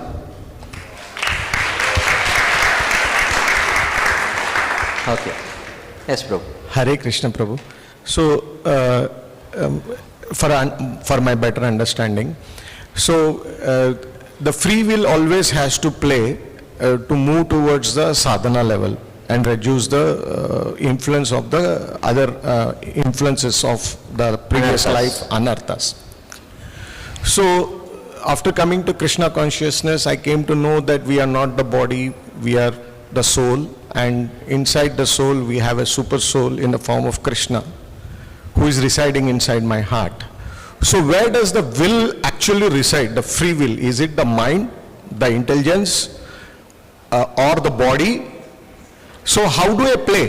Because now whatever is happening to me is because my free will, correct? So now I wanted to change my free will in such a way that I move towards the the sadhana and improve my consciousness about Krishna. But all these years Krishna is residing inside me. Then why didn't he trigger me previously to this? Today I come to this course, leaving my office, everything, I left it and I came here. The same was the situation for many generations, as well as previously for 2 years also I could say that it is the same situation. I probably would have watched a cricket match rather than coming to ISKCON.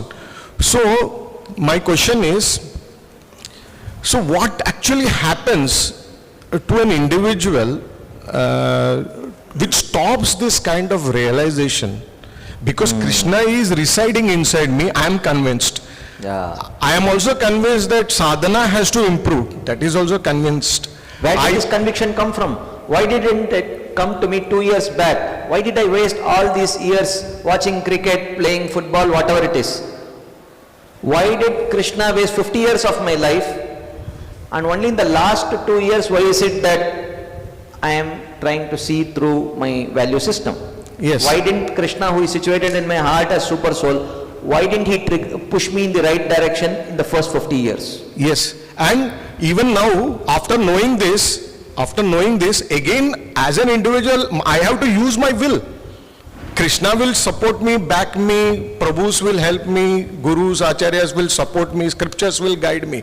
But still at the end of the day, when I go back, I have to use my will to improve, to go to this thing. So if everything I only have to do, what is Krishna's role? No, not like that, please, not like that. But what I mean to say, I really, from last 2 days, I am not able to sleep properly. I am thinking on all these points and I have noted like all these points and coming to you. So what I am asking is, okay, fine, now I will go, as you rightly pointed on the hair hostess angle. She looks very nice, she looks very obliging, I would look like a perfect human being. But inside me, I know what is happening, correct? I know what is happening. My Krishna is recording all my deeds, all my acts, all my thoughts.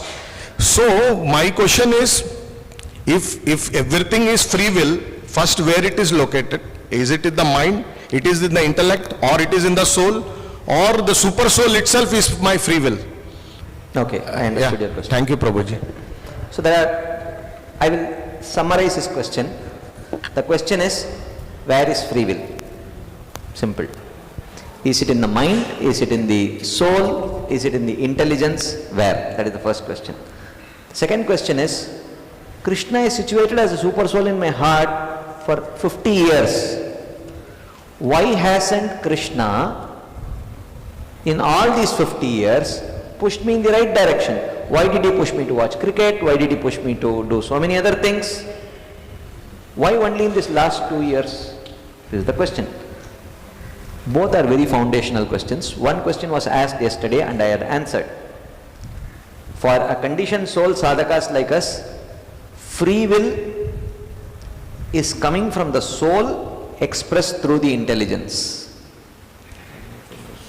Okay, which says this is right, this is wrong. So now, 50 years, why didn't the super soul guide me in the right direction? It's not 50 years.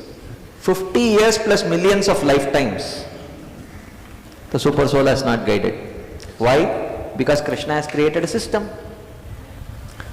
One receives the seed of devotion only through the agency of a devotee. So if a devotee comes and touches our life and somehow inspires that devotion in our heart, then we develop that faith, and along with that faith we develop this value system. That is the system Krishna has created. Till now, why didn't the Paramatma guide me? Because Paramatma is neutral. Upadrashta Anumanta. He will see what you are doing, and if whatever you desire, if you deserve according to your karma, he will allow it. That's all. But for Krishna to enter one's heart, a devotee has to come and touch that person. Only then it is possible. Because we have, for all these years, we were not fortunate enough to be touched by a devotee. We didn't. So now that we have been touched by a devotee, we have received this free will. So we are following. There, Mataji. Hare Krishna, Prabhu. Yeah. Prabhu, இங்க வந்து அனர்த்த நிவர்த்தி வந்து it's an event. It's not an event, it's a process அப்படின்னு சொன்னேன். But Prabhupad கிட்ட வந்து disciples கேட்குறா, how much time does it take to surrender நோன next moment அப்படின்னு சொல்கிற Prabhupad. Correct. And he is also quoting கட்வாங்க மகாராஜாவோட கதை, கட்வாங்க Maharaj. Yes. So he is surrendering and instantly he is going back to Godhead. Correct. அங்க எப்படி அனர்த்த நிவர்த்தி நடக்கிறது? Okay, very good question. You said Anartha Nivritti is a process. But Prabhupada said, one devotee asked Srila Prabhupada, how long does it take to surrender? Prabhupada said, 1 moment. Right? It takes 1 moment to surrender. It takes 1 moment to start the process of surrender. Okay? But then surrender is a process. Anukulyasya sankalpo, pratikulyasya varjanam, rakshishyati iti vishwaso, goptrutve varanam tata, dainya atma nivedanam. These are all process. Gradually it increases more and more and more and more. So about Katwanga Maharaj, muhurtat, in one muhurta he perfected. How? Because already he was a perfected devotee. Otherwise, how did he know what to do in a moment? Because he already knew. So what Katwanga Maharaj did was not that he started practicing bhakti after he came to know that he was going to die. What he did was, he stopped all the secondary limbs of bhakti and focused only on the primary limbs. Shravanam, Kirtanam. But he could do it because he was already a perfected devotee. We are not. And also, it takes a moment. Another understanding that the Acharyas give is that in the same Ajamil's episode, in one of the purports, Srila Vishwanath Chakravarti Thakur writes that it takes For if a person has never committed any offenses in his life, then there are only two stages. He chants the holy name, achieves prema, that's all. One moment. But why there are 9 stages? Shraddha, Sadhu Sangha, Bhajana Kriya, Anartha Nivritti, Nishta Ruchi, Ashakti, Bhava and then prema. That gradual progress is because we have offenses. So, potentially, it is possible. But mostly it is gradual. These are different ways in which you can understand this. Prabhu, this is in the process on the sadhana siddhi. What is kripa siddhi? If this process is sadhana siddhi, then what is kripa siddhi? Kripa siddhi is when sometimes Krishna or his devotees directly raise one to the level of bhava or prema by taking them, not allowing them to go through the stages. That is very rare. It's very rare. One cannot depend on that kind of kripa siddhi. பிரபு ஒரு கேள்வி கேட்டிருந்தார், free will அப்படிங்கிறத நான் எப்படி புரிஞ்சுக்கிறது? Free will எங்க இருக்கு? என்னுடைய மனசுல இருக்கா, இருக்கா, ஆத்மால இருக்கா, எங்க இருக்கு, நான் எப்படி புரிஞ்சுக்கிறது? இல்ல பரமாத்மா கிட்டே இருக்கா அப்படின்ற கேள்வி. அதுக்கப்புறம் ரெண்டாவது கேள்வி, பரமாத்மா என்னோட இதயத்துக்குள்ளார இருக்கார். அப்படி இருக்கும்போது 50 வருஷமா நான் வந்து பக்தி சேவை செய்யாம இருக்கேன், கண்ட விஷயங்கள் நேரத்தை வீணடிச்சிட்டு இருக்கேன். அப்படி இருக்கும்போது 50 வருஷமா ஏன் பரமாத்மா எனக்கு சரியான வழிகாட்டல அப்படின்னு கேள்வி கேட்டார். அதுக்கு பிரபு பதில் சொன்னார், இப்ப ஃப்ரீவில் அப்படிங்கிறது எங்க இருக்கு? நம்ம நேற்றே பார்த்திருந்தோம். ஃப்ரீவில் அப்படிங்கிறது ஒரு ஜீவாத்மா கிட்ட இருக்கு, அது அவனுடைய புத்தியின் மூலமா வெளிப்படுது அப்படின்னு சொல்லி பார்த்திருந்தோம். ஒரு சாதகனுக்கு ஃப்ரீவில் அப்படிங்கிறது அவனுடைய ஆத்மால தான் இருக்கு, அது புத்தியினால, சாஸ்திர புத்தியினால அது வெளிப்படுது அப்படிங்கிறதுக்கான முதல் கேள்விக்கான பதில் சொன்னார்.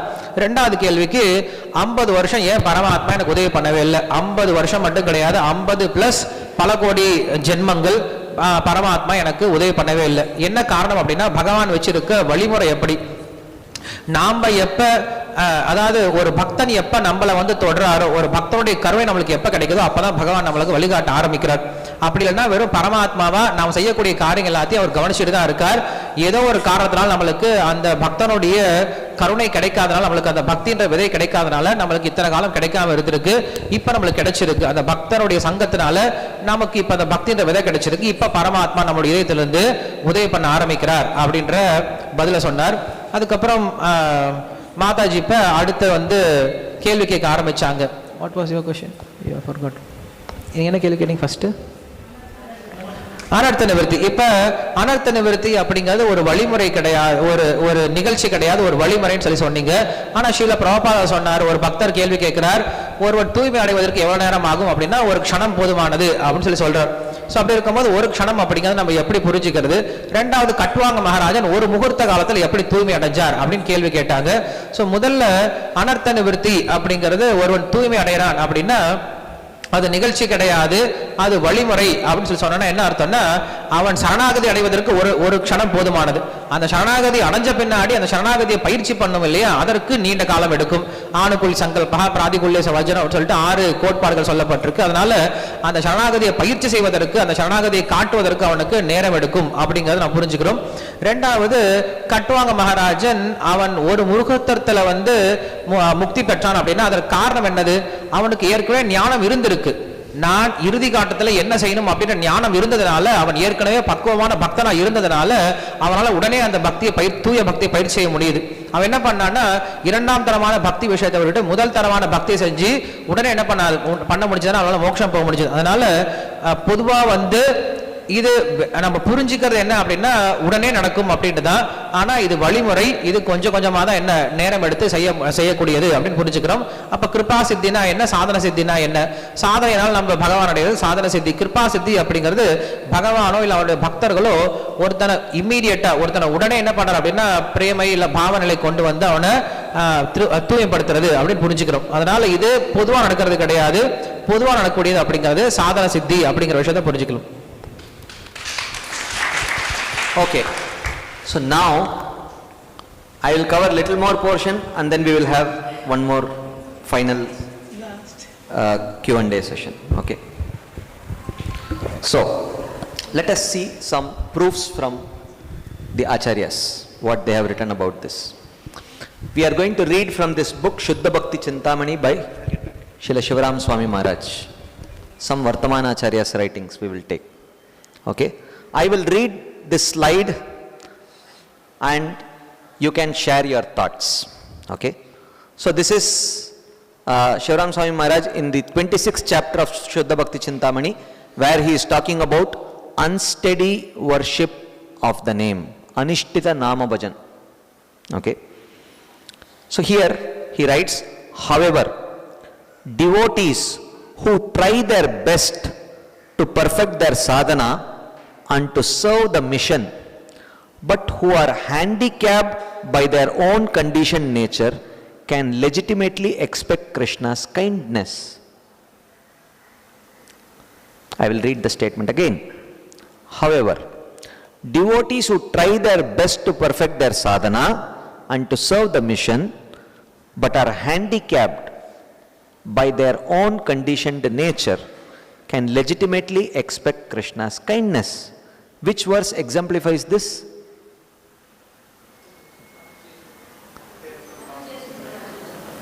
Okay.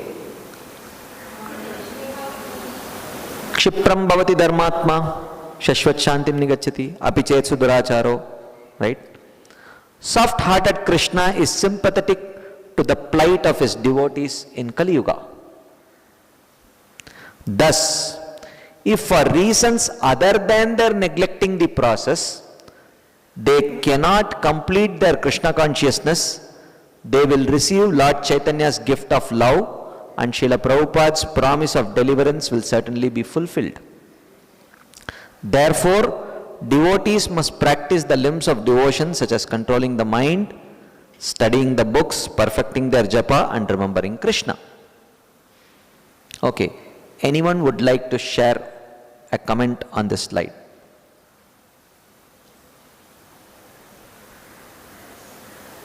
Jivan Gaur Hari Prabhu.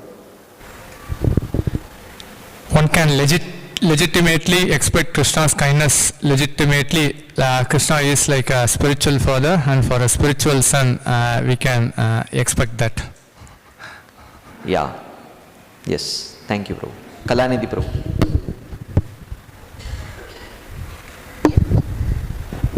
Hare Krishna. So, to me, the last sentence makes a lot of sense. The fight against anarthas is often looks like a losing proposition, but here is an option being given that you simply focus on the limbs of devotion, what has been taught to us by Srila Prabhupada, and as far as the anarthas which are so difficult to overcome, Krishna will take care of it. So you can legitimately expect Krishna's kindness. Yeah. That's what it means. இங்கே சிவராம் மகாராஜனுடைய ஒரு புஸ்தகத்திலேருந்து படிக்கிறோம். இதில் அவர் ஏதோ நிலையற்ற நாமத்தை வழிபடுதல் அப்படின்ற தலைவில் படிச்சுட்டு இருக்கோம். ஒரு பக்தன் எவ்வளவுதான் தன்னுடைய சாதனையில் பக்குவம் அடையல முயற்சி செஞ்சாலும், இல்லை பிரபுபாதருடைய இந்த இயக்கத்திற்கு சேவை பண்ண முயற்சி பண்ணாலும், அவனுடைய கட்டுண்ட நிலையினால அவன் என்ன பண்றான், ஊனமாக்கப்படுறான், அவனால் முழுமையாக செய்ய முடியல. அப்படின்னா அப்படிப்பட்ட சூழ்நிலையில் கிருஷ்ணர்கிட்ட இருந்து அவன் கண்டிப்பாக கருணை எதிர்பார்க்கலாம். கிருஷ்ணருடைய கருணை கண்டிப்பாக அவனுக்கு கிடைக்கும். ஏன்னா கிருஷ்ணர் ரொம்ப மிருதுவான இதயம் உடையவர். அந்த பக்தன் மேலே கண்டிப்பாக கருணை வச்சிருக்கார், குறிப்பாக இந்த கலியுகத்தில். ஆனால் அதற்கு காரணம், முக்கியமான காரணம் என்னவா இருக்கணும் அப்படின்னா, அவன் பக்தி வழிமுறையை கைவிட்டக்கூடாது. அதுதான் முக்கியமான காரணமாக இருக்கும். பக்தி வழிமுறையை கைவிடாமல் அவன் செஞ்சிட்டு இருந்தான்னா கண்டிப்பாக அவனுக்கு சைத்தன்ய மகாபிரபுடைய அன்பு, பிரபுபாதருடைய சத்தியமும் கண்டிப்பாக அவனுக்கு நிறைவேற்றப்படும். அதனால ஒரு பக்தனானவன் பக்தியினுடைய அங்கங்களாகிய புலன்களை அடக்குதல், மனதை அடக்குதல், சாஸ்திரங்களை படித்தல், ஜபத்தில் இன்னும் சரியா ஜபத்தை செய்ய முயற்சி செய்யறது, கிருஷ்ணன் நினைக்கிறது அப்படின்ற இந்த பக்தி வழிமுறைகளை செய்ய ஆரம்பிச்சான்னா அவன் கண்டிப்பாக கிருஷ்ணனுடைய கருணை எதிர்பார்க்கலாம். Very good. So, in Madhurya Kadambini, Srila Vishwanath Chakravarti Thakur mentions about stages of nullification of anarthas. He talks about 5 stages: Ekadeshavartini, Bahudeshavartini, Prayiki, Purna and Atyantiki. He talks about 5 stages of anartha nivritti. So, Ekadeshavartini means only 1 or 2 anarthas are destroyed. Bahudeshavartini means many anarthas are destroyed. Prayiki means almost all. Purna means complete. And Atyantiki means absolutely wiped out. And in describing at what stage which anarthas go away, he talks about 4 kinds of anarthas. We are not going to go into the details of this. Dushkritotta anarthas, Sukritotta anarthas, Bhaktiotta anarthas and Aparadotta anarthas. Anarthas which are born out of one's sinful reactions are Dushkritotta anarthas. Anarthas here means desires, material desires, sinful desires. Sinful desires can be born out of our non-devotional desires. Okay, let's take it that way. Can be born out of one's past sinful life. Non-devotional desires can be born out of one's pious life also. Bhaktiotta anarthas, one may become proud due to puja labh pratishtha that may come by practice of bhakti, or aparadas. Aparadas can also induce unfavorable desires. So he says that this Dushkritotta, Sukritotta and Bhaktiotta anarthas, at the stage of bhajana kriya, gradually before one reaches nishta, there is prayiki anartha nivritti, almost gone. At the stage of nishta, it is purna, completely gone. And at the stage of asakti, it is gone and it will not come back only. So these 3, Dushkritotta, Sukritotta and Bhaktiotta anarthas, even at the stage of ruchi, there is atyantiki anartha nivritti. Okay. But these aparadotta anarthas, during bhajana kriya, only 1 or 2 anarthas created due to aparadas are gone. At the stage of nishta only there is few more go. At the stage of bhava, it is prayiki. At the stage of prema, it is purna. And only when one becomes an eternal associate of Krishna, it is atyantiki, gone beyond any scope of return. So therefore, you don't have to understand the details of this, but the point is, anartha nivritti is gradual. Okay, Swabhava Shuddhikaran is gradual. Even though the seed of devotion, the faith one may get, but the purification of Swabhava is gradual. That's the point. And that's what we saw. You see Utsahamayi, Ghanatarala, Vyuda Vikalpa, Vishaya Sangara, Niyamakshama, Tarangarangini. These are like various stages of unsteady devotional service at which different types of anarthas to different degrees influence one's practice of bhakti. அனர்த்தங்கள் எப்படி ஒருத்தர்கிட்ட இருந்து விலக்கப்படுது அப்படின்னா, முதல்ல ஒரு சில அனர்த்தங்கள் வந்து விலக ஆரம்பிக்குது. அதுக்கப்புறம் பெரும்பாலான அனர்த்தங்கள் விலக்கப்படுது. அதுக்கப்புறம் ஆல்மோஸ்ட் எல்லா அனர்த்தங்களும் விலக்கப்படுது. அதுக்கப்புறம் அனர்த்தங்கள் முழுமையாக விலக்கப்படுது. அப்புறம் திரும்பி வரத்துக்கு வாய்ப்பே இல்லாத அளவுக்கு முழுமையாக அனர்த்தங்கள் போயிடுது. இது எப்படிலாம் போகுது அப்படின்னு சொல்லி கேட்கும் பொழுது, இந்த அனர்த்தங்கள் முதல்ல எதனால் வருது அப்படின்னா, ஒருவனுக்கு அதாவது அனர்த்தங்கள்லாம் நம்ம என்ன புரிஞ்சுக்கணும் அப்படின்னா, கிருஷ்ணருக்கு சம்பந்தம் இல்லாத இல்லைன்னா ஜட ஆசைகள் சொல்லலாம், பக்திக்கு உகந்தது இல்லாத ஆசைகள் நம்ம அனர்த்தங்கள் சொல்கிறோம். ஸோ அப்படி சொல்லும் பொழுது நம்முடைய பூர்வ ஜென்ம தவறான காரணங்களால் தவறான காரியங்களால் வரக்கூடிய அனர்த்தங்கள், அதே போல் புண்ணிய கர்மத்தால் வரக்கூடிய அனர்த்தங்கள், பக்தியினால் எழக்கூடிய அனர்த்தங்கள், அதே போல் அபராதங்களால் வரக்கூடிய அனர்த்தங்கள் அப்படின்னு பார்க்குறோம். ஸோ இதில் நம்முடைய பாபத்தினால் வரக்கூடிய அனர்த்தங்கள் பஜனக்கிரியாலேயே முழுமையாக வந்து ஓரளவுக்கு போயிடுது. நம்முடைய புண்ணிய கர்மத்தினால் வரக்கூடிய அனர்த்தங்களும் நம்ம பஜனக்கிரியாலே ஓரளவுக்கு போயிடுது. பக்தியோத்த அனர்த்தங்களும் பஜனக்கிரியால ஓரளவுக்கு போயிடுது. ஆனால் இந்த அபராதத்தினால் வரக்கூடிய அனர்த்தங்கள் பிரேமை மட்டும் கிடையாது, அங்கே நம்ம நித்திய பார்ஷதரா ஆகிற வரைக்கும் அந்த அபராதத்த அனர்த்தங்கள் அப்படிங்க நம்ம கூட இருந்துட்டு இருக்கு. நம்ம புரிஞ்சுக்க வேண்டிய விஷயம் என்னன்னா, அனர்த்தங்கள் அப்படிங்கிறது உடனே போகாது, அது படிப்படியாக தான் போகும். So, now I have been thinking about this concept of Shraddha and Swabhava based on my readings for a long time, and I had been speaking with my friends about it, but still there was a pinprick in my heart for a long time. Even though these kind of explanations are there, the purports, the commentaries are there, but the pinprick was, there is no one place where I could find where the acharyas are taking this bull with his aunts, directly discussing it in a very obvious way. Until we started reading Jaiva Dharma while I was at GV. This was a few years back. This particular chapter of Jaiva Dharma, we started reading, I think it's the 6th chapter. And literally, because we were a group of devotees who were coming together for many years and on a daily basis discussing Krishna Katha. And when we were reading this particular chapter, literally everyone was shocked. For me, hairs were literally standing on end. I really experienced it.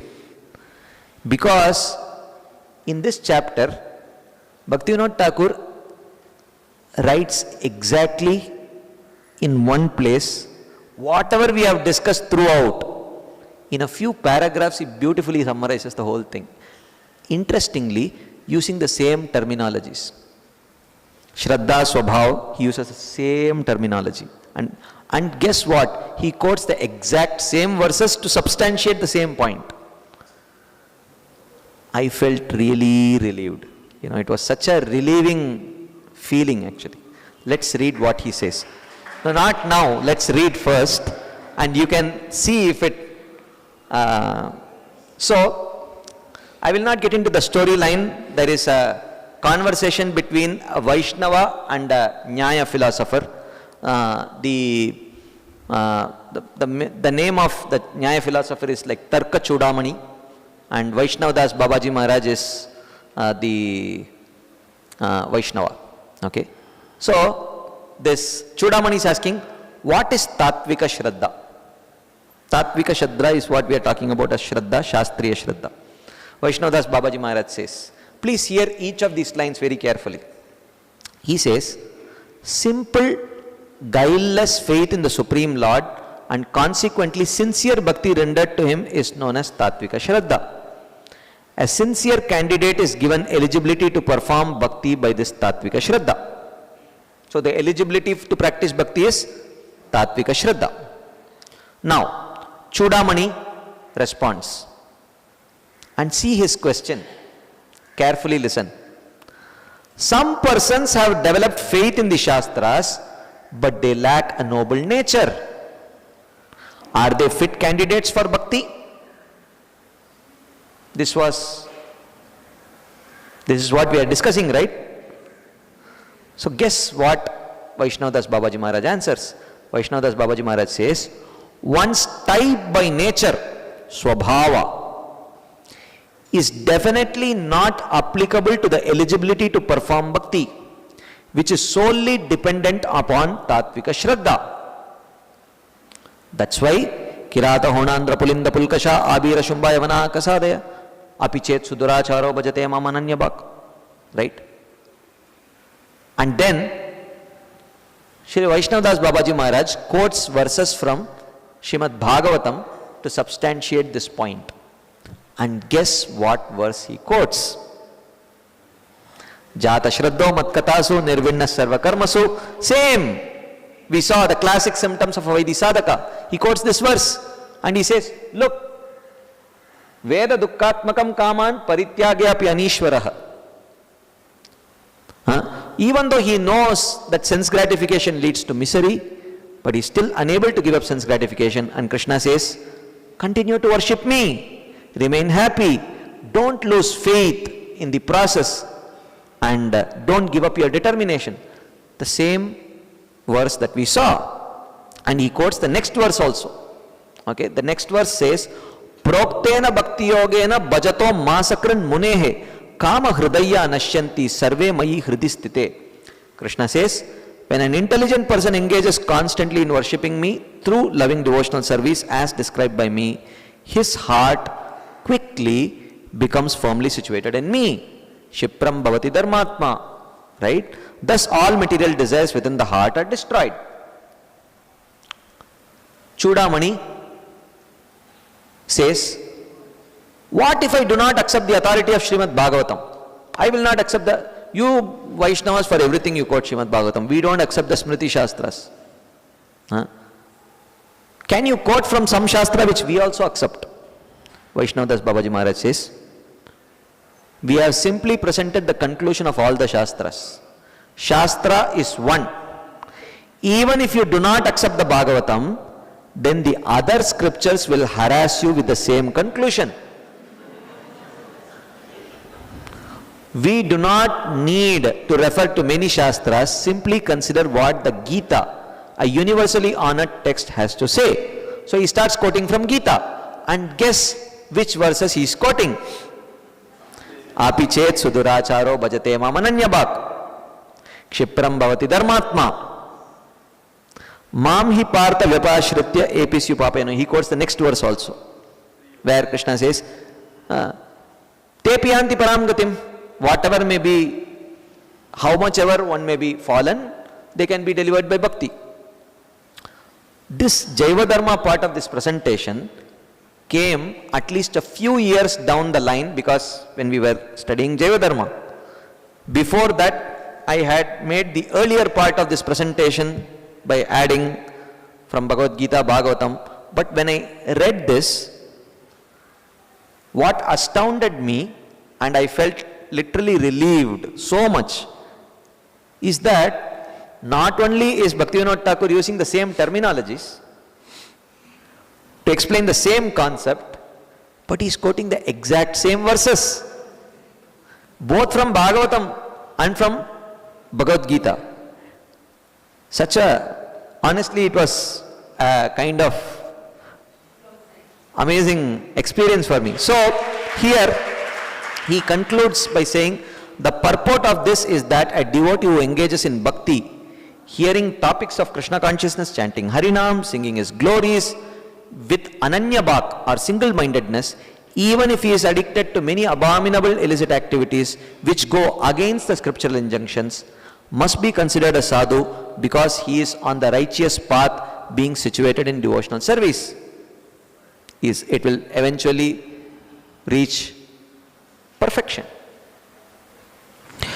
எனக்கு ஆரம்ப காலத்திலிருந்து ரொம்ப வருஷமா ஜீவியில் இருக்கும் பொழுது இந்த ஸ்ரத்தைக்கும் அதே போல் அனர்த்தங்கள் இது ரெண்டையும் எப்படி புரிஞ்சுக்கிறது, இது எப்படி விளக்குறது அப்படின்னு சொல்லிட்டு நான் யோசிச்சுட்டு இருப்பேன். என்னுடைய சக பக்தர்களோட, என்னுடைய சக நண்பர்களோட இதை பற்றி அதிகம் பேசிட்டே இருப்போம். நாங்கள் பேசிட்டே இருந்தோம். ஆனாலும் என்னுடைய மனசில் ஒரு உறுத்தல் இருந்துகிட்டே இருந்தது. ஏதாவது ஒரு சாஸ்திரத்தில் இல்லை ஏதாவது ஒரு ஆச்சாரியர் இதை முழுமையாக அடித்து துவம்சம் பண்ணி இதற்கான விளக்கத்தை கொடுக்க முடிஞ்சா எப்படி இருக்கும் அப்படின்னு நாங்கள் யோசிச்சுட்டே இருந்தோம். அப்படி இருக்கும்போது நாங்கள் ஜைவ தர்ம அப்படின்ற இந்த கிரந்தத்தை எடுத்து படிக்க ஆரம்பித்தோம். இதில் 6வது அத்தியாயத்தில் நாங்கள் படிக்கும் பொழுது உண்மையில் எங்களுடைய உணர்வை நாங்கள் வர்ணிக்கவே முடியாது. என்னுடைய உடலில் இருக்கிற ரோமங்கள்லாம் மயில் கூச்சிட ஆரம்பித்தது. ஏன்னா நாங்கள் எந்த விஷயத்தை யோசிச்சுட்டு இருந்தோமோ, எந்த விஷயத்தை எந்த ஸ்லோகத்தை நாங்கள் பேசிட்டு இருந்தோமோ, அதே ஸ்லோகத்தை அதே விஷயத்தை பக்திவினோத தாக்கூர் அதே வார்த்தைகளை உபயோகப்படுத்தி வர்ணிக்க ஆரம்பித்தார். ஸோ இங்கே சூடாமணி அப்படின்ற ஒரு நியாயவாதிக்கும் வைஷ்ணவதாஸ் பாபாஜி அப்படின்ற ஒரு வைஷ்ணவருக்கும் நடுவில் நடக்கூடிய உரையாடலாம் இங்க நம்மளுக்கு இந்த விஷயத்தை கொடுத்துறாரு. தத்விக ஸ்ரத்தா அப்படின்னா என்ன அப்படின்னு சொல்லிட்டு, என்ன அப்படின்னா, ஓகே, நம்ம லாஸ்ட் 3 நாள்ல என்ன டிஸ்கஸ் பண்ணியிருக்கோமோ அதையே இந்த ஒரு இந்த தர்க்க சூடாமணிக்கும் வைஷ்ணவதாஸ் பாபாஜி மகாராஜ்க்கும் உள்ள அந்த உரையாடல் மூலமா பக்திவினோத் தாக்கூர் அவரோட ஜெய்வ தர்மால அதே ஸ்லோகங்களை கோட் பண்ணி அதே ஸ்ரத்தா ஸ்வபாவம் இந்த 2 வார்த்தைகளை உபயோகிச்சு அதே கான்செப்டை அதே பகவத்கீதா வர்சஸ் பாகவதம் வர்சஸை கோட் பண்ணி எக்ஸ்பிளைன் பண்ணியிருக்காரு. அவ்வளோதான். Same thing. நம்ம பாகவதத்தில் என்ன ஒரு வர்சஸ்லாம் பார்த்தோமோ, பகவத்கீதையில் எந்த வர்ஸ் பார்த்தோமோ அதே வர்சஸை கோட் பண்ணி அபிச்சேத் சுதுராச்சாரோ க்ஷிப்ரம் பவதி தர்மாத்மா இதை கோட் பண்ணி அதே எக்ஸ்பிளனேஷனை அவர் கொடுத்துருக்கார். ஸோ ஒரே இடத்துல இதெல்லாம் வேணும் அப்படின்னா இது 6வது சாப்டர் ஆஃப் ஜெய்வ தர்மால இருக்கு. So now we are now closing towards the conclusion. Now, talking about purity, when Shastras talk about purity, there are various ways in which they talk about purity. Pure devotee. Okay? So, now, we will see 3 statements. Okay? And I want the mics to be... I am going to read one statement at a time. I want devotees to raise their hands and say what does the word purity refers here? Okay. Jaya and Vijaya are pure devotees, but the 4 Kumaras are not. What does the word purity and impurity indicate here? No need for mic. They satisfy Krishna's desires. Okay.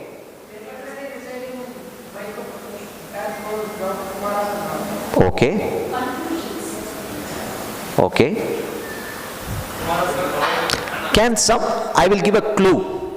You are coming close. Just speak in terms of the theme that we have discussed. Shraddha and Swabhava. That is the clue. Jaya and Vijaya have pure Shraddha. The 4 Kumaras have mixed devotional faith. Jnana Mishra Bhaktas. So this refers to purity of faith. Second, Rupa Goswami is a pure devotee, but I am not. Huh? Okay. Someone says Swabhava, someone says Shraddha. What is it talking about? Swabhava. Rupa Goswami is also practicing Anyabhilashita Shunyam Jnana Karma Dhyanavritam Anukulyena Krishnanushilanam.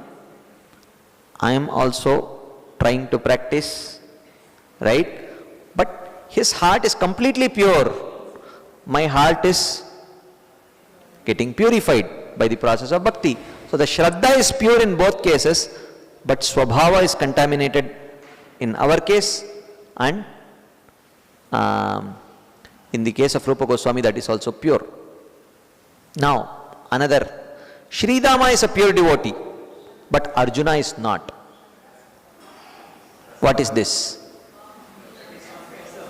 Rasa. Sridhama is Krishna's friend in Vrindavan. So his Sakya Bhav is not mixed with Aishwarya. But Arjuna is his friend in Dwaraka, Hastinapur. His Sakya Bhav is mixed not with the 3 modes, not with Karma Jnana Yoga, but with Aishwarya Jnana. So, otherwise, both Sridhama and Arjuna, their Shraddha and Swabhav, both are pure. Both are perfected devotees. Right? So, in this third way also, the Shastras talk about purity. Like if you take purity on the level of rasa, if you take Chaitanya Charitamrit, he says, Saka Shuddha Sakya Kare Skande Arohan, Tumi Ko Na Bada Loka, Tumi Ami Sama. So this is the friends of Krishna in Vrindavan. So he says, they climb on Krishna's shoulders and they say, Tumi Ko Na Bada Loka, Tumi Ami Sama. You think you are a big person? Both of us are same. And Srila Krishnadas Kaviraj Goswami calls this Shuddha Sakya. Shuddha Sakya Bhav. Is there something called as Ashuddha Sakya Bhav?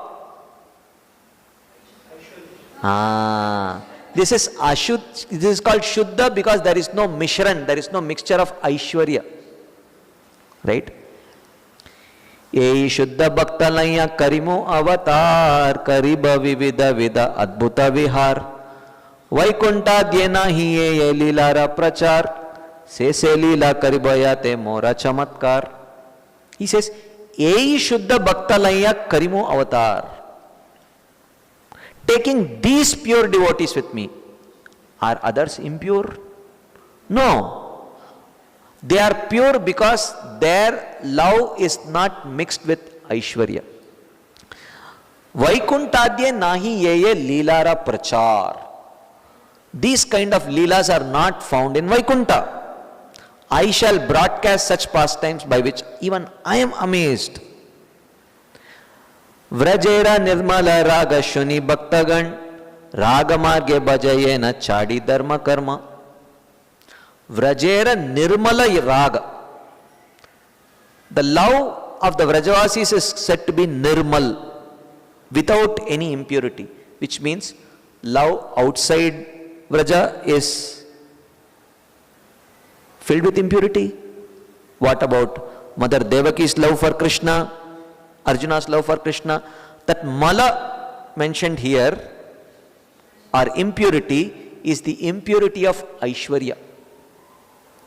Right? So he says, he clarifies it. Aishwarya jnanete sab jagata mishrita, Aishwarya shitila preme nahi mora prita. So Krishna says, Aishwarya jnanete sab jagata mishrita. All the universe is filled with the conception of my majesty, Aishwarya Gyan. But Aishwarya Shitila Preme, but that prema which has been weakened by that Aishwarya, Nahi Mora Prita, it's not so dear to me. Of course, this is Vraja Krishna telling. It's not very dear to Vraja Krishna, it may be dear to Lord Narayana. Right? Like that. And of course, we see in the case of Kunti Maharani also, she became astonished. Vaktram niniya baya bhavanaya stitasya samam vimohalti bhirapiyat bibeti. Krishna, you are, even fear personified is afraid of you, but you are afraid of Mother Yashoda, and I am very astonished. And Srila Prabhupada writes a beautiful commentary, purport to this. He writes, the Supreme Lord also accepts the loving service of his devotees more relishably when the service is rendered spontaneously out of pure affection, without anything of reverential admiration. Aishwarya. Generally, the Lord is worshipped by the devotees in a reverential attitude, but the Lord is meticulously pleased when the devotee, out of pure affection and love, considers the Lord to be less important than himself, not out of disrespect, but out of pure affection and love. The Lord's pastimes in the original abode of Goloka Vrindavan are exchanged in that spirit. The Lord, in his natural childish playful activities, used to spoil the stock butter of Mother Yashoda by breaking the pots and distributing the contents to his friends. Mother Yashoda saw this, and out of her pure love she wanted to make a show of punishment. He is feared often by fear personified, yet he is afraid of his mother, who wanted to punish him just as an ordinary mother. But Kunti was conscious of the exalted position of Krishna, whereas Yashoda was not. Therefore, Yashoda's position was more exalted than Kunti's. Like that. Okay, I will summarize. நான் என்ன சொன்னேன் அப்படின்னா, சாஸ்திரங்கள்ல வந்து தூய்மை, சுத்தம் அப்படின்ற ஒரு சப்தத்தோட பிரயோகம் வந்து 3 வகையில் பிரயோகப்பட்டிருக்கு. ஒன்று வந்து இப்போ ஜெய விஜயர் வந்து சுத்த பக்தர், ஆனால் 4 குமாரர்கள் சுத்தம் இல்லை. அங்கே வந்து சுத்தத்தோட மீனிங் என்னன்னா ஸ்ரத்தா. ஏன்னா 4 குமாரர்கள் ஞானமிஸ்ர பக்தர்கள், அவங்களோட ஸ்ரத்தாவே வந்து ஞானத்தினால சத்வகுணி பக்தி அப்படின்னு பார்த்தோம், மிக்ஸ்ட் டிவோஷனல் சர்வீஸ். ஆனால் ஜெய விஜயர்கள் வந்து சுத்த பக்தர்கள். செகண்ட் ஸ்டேட்மெண்ட் பார்த்தோம் என்ன அப்படின்னா, ரூப கோஸ்வாமி வந்து சுத்த பக்தர், ஆனால் நான் இல்லை. இதுல என்ன அப்படின்னா, ரூப கோஸ்வாமியோட ஸ்ரத்தையும் சுத்த ஸ்ரத்த தான், சுத்த பக்தி ஸ்ரத்த. சாதகர்களோட ஸ்ரத்தையும் சுத்த பக்தி ஸ்ரத்த தான், ஆனால் ஸ்வபாவம் வந்து இன்னும் சுத்திகரணம் அடையலை. மூணாவது என்ன பார்த்தோம் அப்படின்னா, ஸ்ரீராமா. ஸ்ரீராமா வந்து ஒரு சுத்த பக்தர், ஆனால் அர்ஜுனன் சுத்த பக்தர் இல்லை. ஏன் அப்படின்னா, ஸ்ரீராமாவோட அந்த ஒரு பக்தியானது வந்து ஐஸ்வர்ய ஞானத்தினால ஒரு கலப்படம் இல்லாமல் இருக்கிறது. ஆனால் அர்ஜுனனோட ஒரு சக்கியபாவம், கிருஷ்ணர் மேலே இருக்கிற சக்கியபாவம் வந்து ஐஸ்வர்ய ஞானத்தினால கலப்படப்பட்டது. ஆனால் அது கர்ம ஜான யோகத்தால் கலப்படப்பட்டதோ இல்லை சத்துவகுணம் ரஜோகுணம் தமோகுணத்தால் கலப்படப்பட்டதோ கிடையாது. 2 பேருமே, ஸ்ரீராமனாக இருந்தாலும் சரி அர்ஜுனனாக இருந்தாலும் சரி, சுத்த பக்தர்கள் தான். அவங்களோட ஸ்ரத்தாவும் சுத்தம்தான், அவங்களோட ஸ்வபாவமும் சுத்தம்தான். ஆனால் அந்த ஒரு சுத்த பக்தி ஸ்ரத்தை வந்து ஐஸ்வர்ய கானத்தினால கொஞ்சம் மிக்ஸ் ஆயிருக்கு அர்ஜுனனுக்கு, ஆனால் அது ஸ்ரீராமாக்கு இல்லை. இதை பற்றி நம்ம சைத்தன்ய சரிதாமிரத்துலேயும் நிறையா சொல்லியிருக்கு. அங்கே வந்து கிருஷ்ணரோட சகாக்களையோ இல்லை கிருஷ்ணரோட அம்மா அப்பா யசோதா நந்த மகாராஜோ அவங்களோட பக்தியை வந்து சுத்த சக்கியம் சுத்த வாத்சல்யம் அப்படின்னு புகழப்படுறது. சுத்த சக்கியம்னா என்ன அப்படின்னா, அப்போ அசுத்த சக்கிய ரசம் அப்படின்னு ஏதாவது இருக்கானா? இல்லை. சுத்த சக்கிய ரசம் அப்படின்னா என்னன்னா, அந்த ஒரு சக்கிய ரசம் வந்து ஐஸ்வர்ய ஞானத்தினால கலப்படம் ஆகாத சுத்த சக்கிய பாவம். அது வந்து விருந்தாவனத்தில் மட்டும்தான் இருக்கு அப்படின்றது தான் இதோட அண்டர்ஸ்டாண்டிங். ஸோ அதுக்கப்புறம் குந்திமாராணியோட பார்த்தோம். குந்திமாராணி வந்து எப்படி வந்து கிருஷ்ணர் வந்து அவங்களோட அம்மாவை பார்த்து அந்த ஒரு தாமோதர் லீலையில பயந்து அழறாருன்றத பார்த்து குந்திமாராணி ஆச்சரியப்பட்டாங்க. ஏன் ஆச்சரியப்பட்டாங்க அப்படின்னா, ஏன்னா அவங்களுக்கு தெரியும் கிருஷ்ணர் வந்து பரமபுருஷோத்தம் பகவான் அப்படின்றது அவங்களுக்கு தெரியும். யசோதைக்கு அது தெரியாது. தோ குந்திமாராணி வந்து இவர் பயப்படுறதும் கரெக்ட் தான் தெரியும் அவங்களுக்கு. பயப்படுற மாதிரி நடிக்கல கிருஷ்ணர், பயப்படுறாரு நிஜமாவே. ஆனா அதே பரமபுருஷ பகவான் யாரை பார்த்து பயமே நடுங்கிறதோ அவர் வந்து ஒரு சாதாரண எடைய பொண்ணை பார்த்து நடுங்கிறாரு அப்படின்றத நினைச்சு வந்து அவங்க ரொம்ப ஆச்சரியப்படுறாங்க. பிரபுபாதர் வந்து அவரோட விளக்க உரையில சொல்றாரு, ஏன் அப்படின்னா குந்திமாராணிக்கு வந்து அந்த ஒரு ஐஸ்வர்ய ஞானமும் அவங்களுக்கும் வாத்சல்ய பாவம் தான் கிருஷ்ணரை மேல. ஆனா அந்த ஒரு வாத்சல்ய பாவம் வந்து அந்த ஒரு ஐஸ்வர்ய ஞானத்தினால கொஞ்சம் கலப்படம் பட்டதுனால அவங்க வந்து அப்படி நினைக்கிறாங்க அப்படின்னு. அப்புறம் எப்படி வந்து அந்த கலப்படம் அடையாத அந்த ஒரு வாத்சல்ய பாவம் வந்து கலப்படப்பட்ட வாத்சல்ய பாவத்தை விட எப்படி வந்து மேலானது அப்படின்றத அவரோட பர்போர்ட்ல எக்ஸ்பிளைன் பண்றார். So finally it's over. Now it's exam time. We are going to examine you now, whether you have understood it right or wrong. Okay? No need for mic. Okay? So, but you have to raise your hands and speak. Please don't speak without raising your hands. Okay? Are you ready for the examination? After 4 days. Okay? Again, I am going to read from Srila Shivaram Swami Maharaj, Shuddha Bhakti Chintamani. Okay? I am going to read 2 statements and then ask you a question. Okay? This is only 4 days of sessions and only 1 question, and you have to give a 2-word answer only, and you will pass or fail. There is no in between. Okay? So Maharaj writes in that same chapter, please carefully listen, okay? Because if this one question is going to determine whether you pass the course or not. The 2 major challenges that ISKCON faces in fulfilling its preaching mission. Maharaj says there are 2 major challenges that ISKCON faces in fulfilling its preaching mission. Number 1, to transform non-devotees and mixed devotees into pure devotees. Number 2, to transform pure devotees into perfected devotees. So there are 4 types of devotees mentioned here. Those who have already attended this course, please don't raise your hands. Okay? So, first he talks about non-devotees, mixed devotees, pure devotees and perfect devotees. Okay? So, I will read again.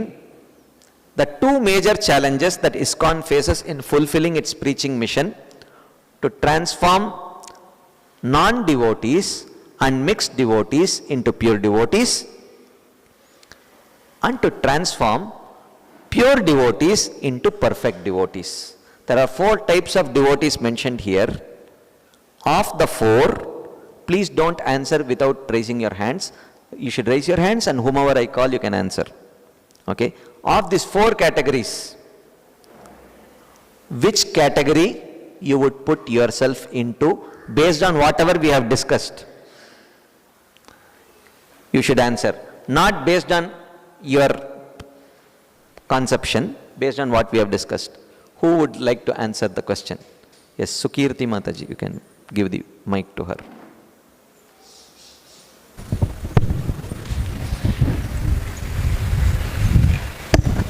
Hare Krishna. In the context of what we have been hearing for last 4 days, Answer, Mataji. That's pure devotee. audacious answer. Okay. Who else would like to answer?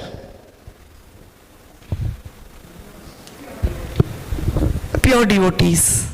So you have to say, the answer should be, I am a pure devotee, like that. I am a pure devotee. Okay. Who else would like to answer? Without mic you can answer, bro. I am a pure devotee. Okay. Okay. Who else would like to answer? Okay. I am a pure devotee. Everyone has become so audacious actually. Very good. Why? Based on whatever we have discussed in the last 4 days, give at least one reason why you think you are a mixed devotee. And it should be based on what we have discussed. Because now only I got the knowledge of Abhilasha and Anarthas, so I was confusing and I was in depression. Now only I am able to distinguish between both, so I understood I am a mixed devotee, so I am slowly pushing you have forward. understood you are a mixed devotee. Yes. And I'll exercise my free will properly to become a pure devotee. oh, but you want to become a pure devotee, Yes. which means you are already one. Because a mixed devotee would not want to become a pure devotee. How can I know myself? Huh? How can I know myself? Pure We devotee. discussed 4 days, at least 2.5 hours each. But conviction slowly has Yes, to come. okay. It will Hare go. Krishna. Yes, Mataji. Hare Krishna Prabhuji, Dandavat Pranam. I want to become a perfect devotee because what I am doing, My question is what you want to become. yeah, The question is what you are. what I am now, or you want to become. Now is pure only, yeah. Yes, Nee, Prabhu. I am. I am a pure devotee.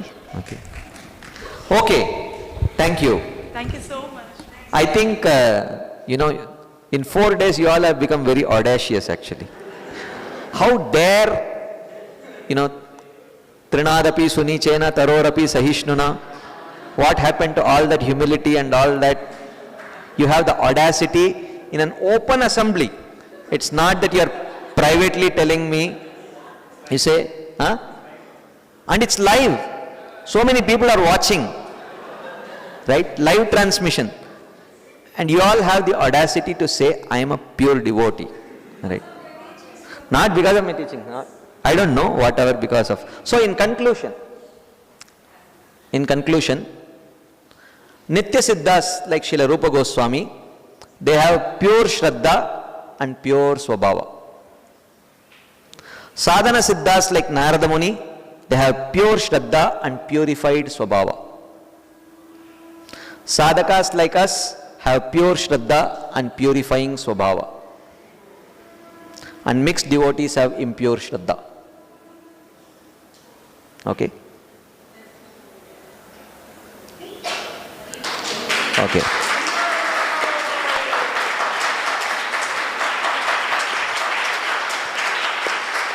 We have 5 minutes for some quick questions if you may have any. Prabhuji and then Kalanidhi Prabhu and then Mataji there. Prabhuji will pass the mic to Kalanidhi Prabhu, you can pass the mic to Mataji. Yes. Thank you for this enlightening workshop, Prabhu. Prabhu, இப்போ நீங்க air hostess பத்தி சொன்னீங்க இல்லையா? Air hostess. Air hostess. Same example, keep that example. இப்போ என்னோட கேஸ்ல I am a brahmachari. I am staying with ashram. Whatever my swabhava, it's அது வந்து டிவோட்டிஸ்க்கு தான் நான் காட்டுறேன். ஸோ அந்த கேஸில் நான் வந்து என்னுடைய ஸ்வபாவத்தை வந்து ப்ராசஸ் மூலயமா தான் அழிக்க முடியும்னு தெரிஞ்சிருச்சு. Okay, it's not a event, just நான் இரேஸ் பண்ணிட போகிறது இல்லை, it's a gradual process. Prabhu, you speak either fully in Tamil or fully in English, because I will have to repeat your question both in Tamil and English. So if you speak fully in English, I will repeat in Tamil. If you speak fully in Tamil, I will repeat in English. You choose. So it's not an event, it's a gradual process. I'm going to do this process. So what I should do in such position, to not even think to do that, like rebellious in inner self. What I should do? Where if I throw my swabhava to devotees, it will become aparad. Yeah. So, where is the outlet for me to express myself? That is why klishyati antarito jana. It's a problem. So, of course, sometimes mistakes may happen. It's not that sometimes we will fall prey to our swabhava, we may commit offenses towards the Vaishnavas. In cases where it happens, fall at their feet, beg for forgiveness, serve them nicely and try to please them. That is the only solution. We don't have any other choice. Sure, Prabhu, sure. Kalanidhi Prabhu. Hare Krishna. Thank you very much, Prabhuji, for a very wonderful course. I just want to say a few things about that Avichaya Sudaracharu, where Vishwanath Chakravarti Thakur gives a comment, and then we saw what Prabhupada says. Prabhupada says, only an occasional fall down can be accepted. A person cannot go on repeating this. So like that he gives a warning. But we saw Vishwanath Chakravarti Thakur using the word addicted to thievery, violence and adultery, like that. And addicted means a person is only contemplating that 24 hours. His bhakti, though it exists, the shraddha, it's completely covered. So then it cannot be an occasional fall down, it could be a continuous, repeated fall down. So Prabhupada uses the word not occasional, he says accidental. Accident, yeah. There is a difference. So accidental means what? Prabhupada explains that also.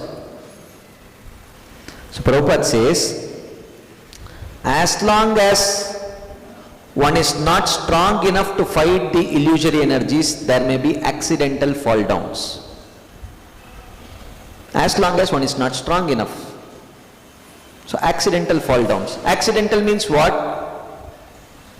Pushed by the vasanas. Yeah. So, what will he do? So addicted, so accidental means what? What is the opposite of accidental sin? Deliberate. Premeditated. Premeditated. You know what? Actually there is nothing like premeditated sin. Every sin is premeditated only. Dhyayato vishayan pumsam sangasteshu pajayate sangat sanjayate kamat kamat krodho vijayate krodhat bhavati sammoha. So any action is preceded by premeditation. Either right now you are premeditating or you have already premeditated on it before. Right? There is nothing called as accidental sin. Everything is premeditated only. Now, what does it mean? What is the meaning of premeditated sin? The Acharyas explain. Premeditated sin means meditating that it's okay. Bhakti is very powerful. Chanting the holy names is very powerful. Even if I commit these sinful activities, Bhakti will take care. With that kind of a premeditation, if one commits sin, that is a premeditated sin. Otherwise, if you say premeditated sin means it should not be preceded by any kind of premeditation, no sin happens like that. There is nothing called as accidental sinning in that sense at all. Is it relevant, Prabhu? Yes, Prabhu. Yeah. Thank you. Hare Krishna, Prabhuji. Prabhuji, there are some desires which we may not want after, like if we think of ourselves in 10 years, which we may not want it in us. But those desires are very strong. So, should we suppress those desires, or should we try to fulfill those desires, or should we pray that it should be removed, or like what should be our take on it? Like those desires are like not any connected to any devotional, like it's just strong. I cannot tell what you should do. You see what you are inspired to do. If you want it fulfilled, then pray for it to be fulfilled. If you want it removed, then you can pray for it to be removed. How can I tell you that you should pray for removal or pray for the fulfillment? So unless you give me an example. Yeah, for example, if I have strong desire for doing some maybe sports, या फिर some adventurous things. For some adventurous thing. Some adventurous Yeah. things. So right now I cannot fulfill it. I have the desire, but I cannot fulfill maybe because of some financial problem or something. And that desire is there since childhood. And it's not getting removed. It's there somewhere inside that I always think, okay, I want to do that whenever I get chance. I should go do that. But I cannot fulfill because of some other circumstances.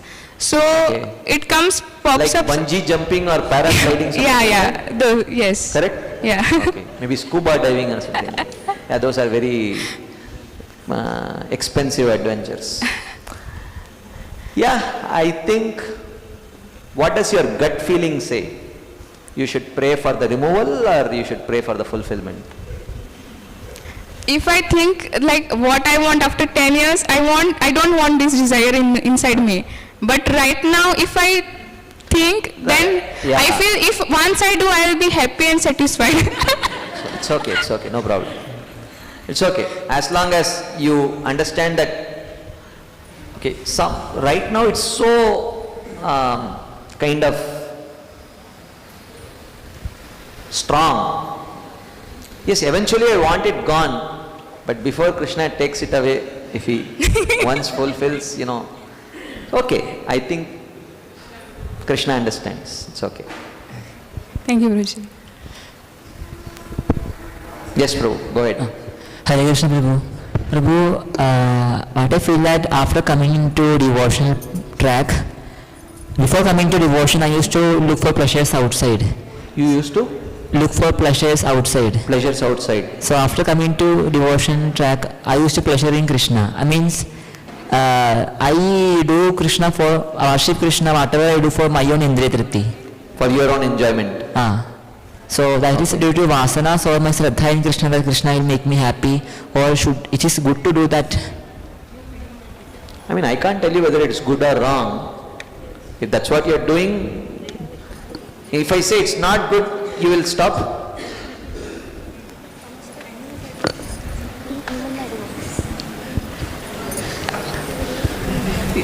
You're not answering. I have to think on. Please think. Next. Hare Krishna, Prabhuji. Prabhu, in ISKCON at times we hear that, like Prabhupada has said that my books are sufficient.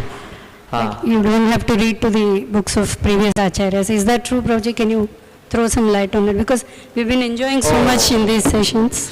Okay, this is a very important question. Prabhupada has said that my books are sufficient. You don't have to read any other books. Can someone get my phone? Just throw it. Recently someone asked this question and I had given a reference to this to someone. I am just trying to find that reference. Give me just a second. Of course, Prabhupada did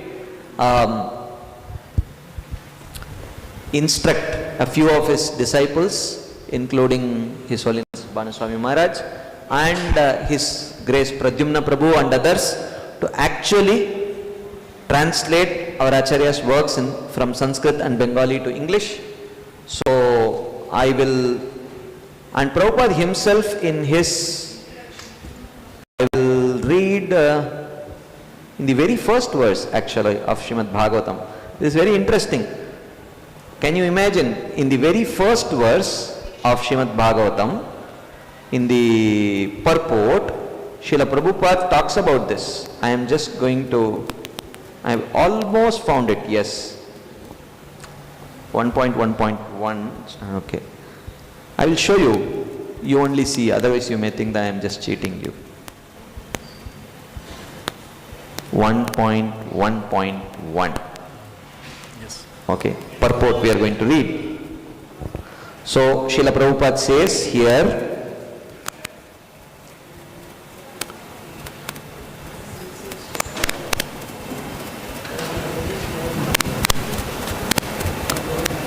oh, okay, I think, okay, no.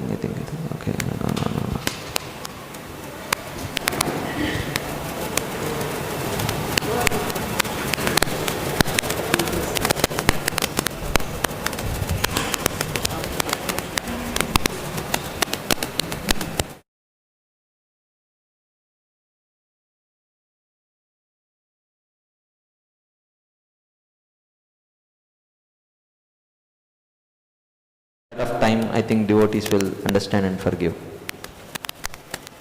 Oh. Okay. Within the past, okay, under the circumstances, okay, I am just highlighting it for you. Under the circumstances, there is no doubt about the authority of Srimad Bhagavatam. Within the past 500 years, many erudite scholars and acharyas like Jiva Goswami, Sanatan Goswami, Vishwanath Chakravarti, Vallabhacharya and many other distinguished scholars, even after the time of Lord Chaitanya, made elaborate commentaries on the Bhagavatam. And the serious student would do well to attempt to go through them to better relish the transcendental messages. This is in the very first verse of Srimad Bhagavatam. So serious student means those who are non-ISKCON devotees, or, you know. So, this is one. I will read from 3.4.28 purport. Okay. Bhagavatam 3.4.28. Okay. 3.4.28. Okay, purport. Let's go. So, it starts with Srila Vishwanath Chakravarti Thakur. Okay. Okay. So here, Srila Vishwanath Chakravarti Thakur elucidates the meaning of akritim as pastimes. A means complete and kritim means transcendental pastimes. Since the Lord is identical with his transcendental body, there is no question of his changing or quitting his body. To act in accordance with the rules and customs of the material world, the Lord seems to take his birth or leave his body. But the pure devotees of the Lord know well the actual fact. It is necessary, therefore, for the serious students of Srimad Bhagavatam to follow the notes and comments of the great acharyas like Jiva Goswami and Vishwanath Chakravarti. To others who are non-devotees of the Lord, the comments and explanations of such acharyas may appear to be grammatical jugglery, but to the students who are in the line of disciplic succession, the explanations of the great acharyas are quite fit. So, having said that, one should initially have a very clear understanding of Srila Prabhupada's books and purports. Then, from that vantage point, one can understand the Purvacharya's writings. One should not immediately jump. That is not recommended. So, you understand the mood of the founder Acharya through his writings. So, the kind of service that His Holiness Bhanuswami Maharaj is doing,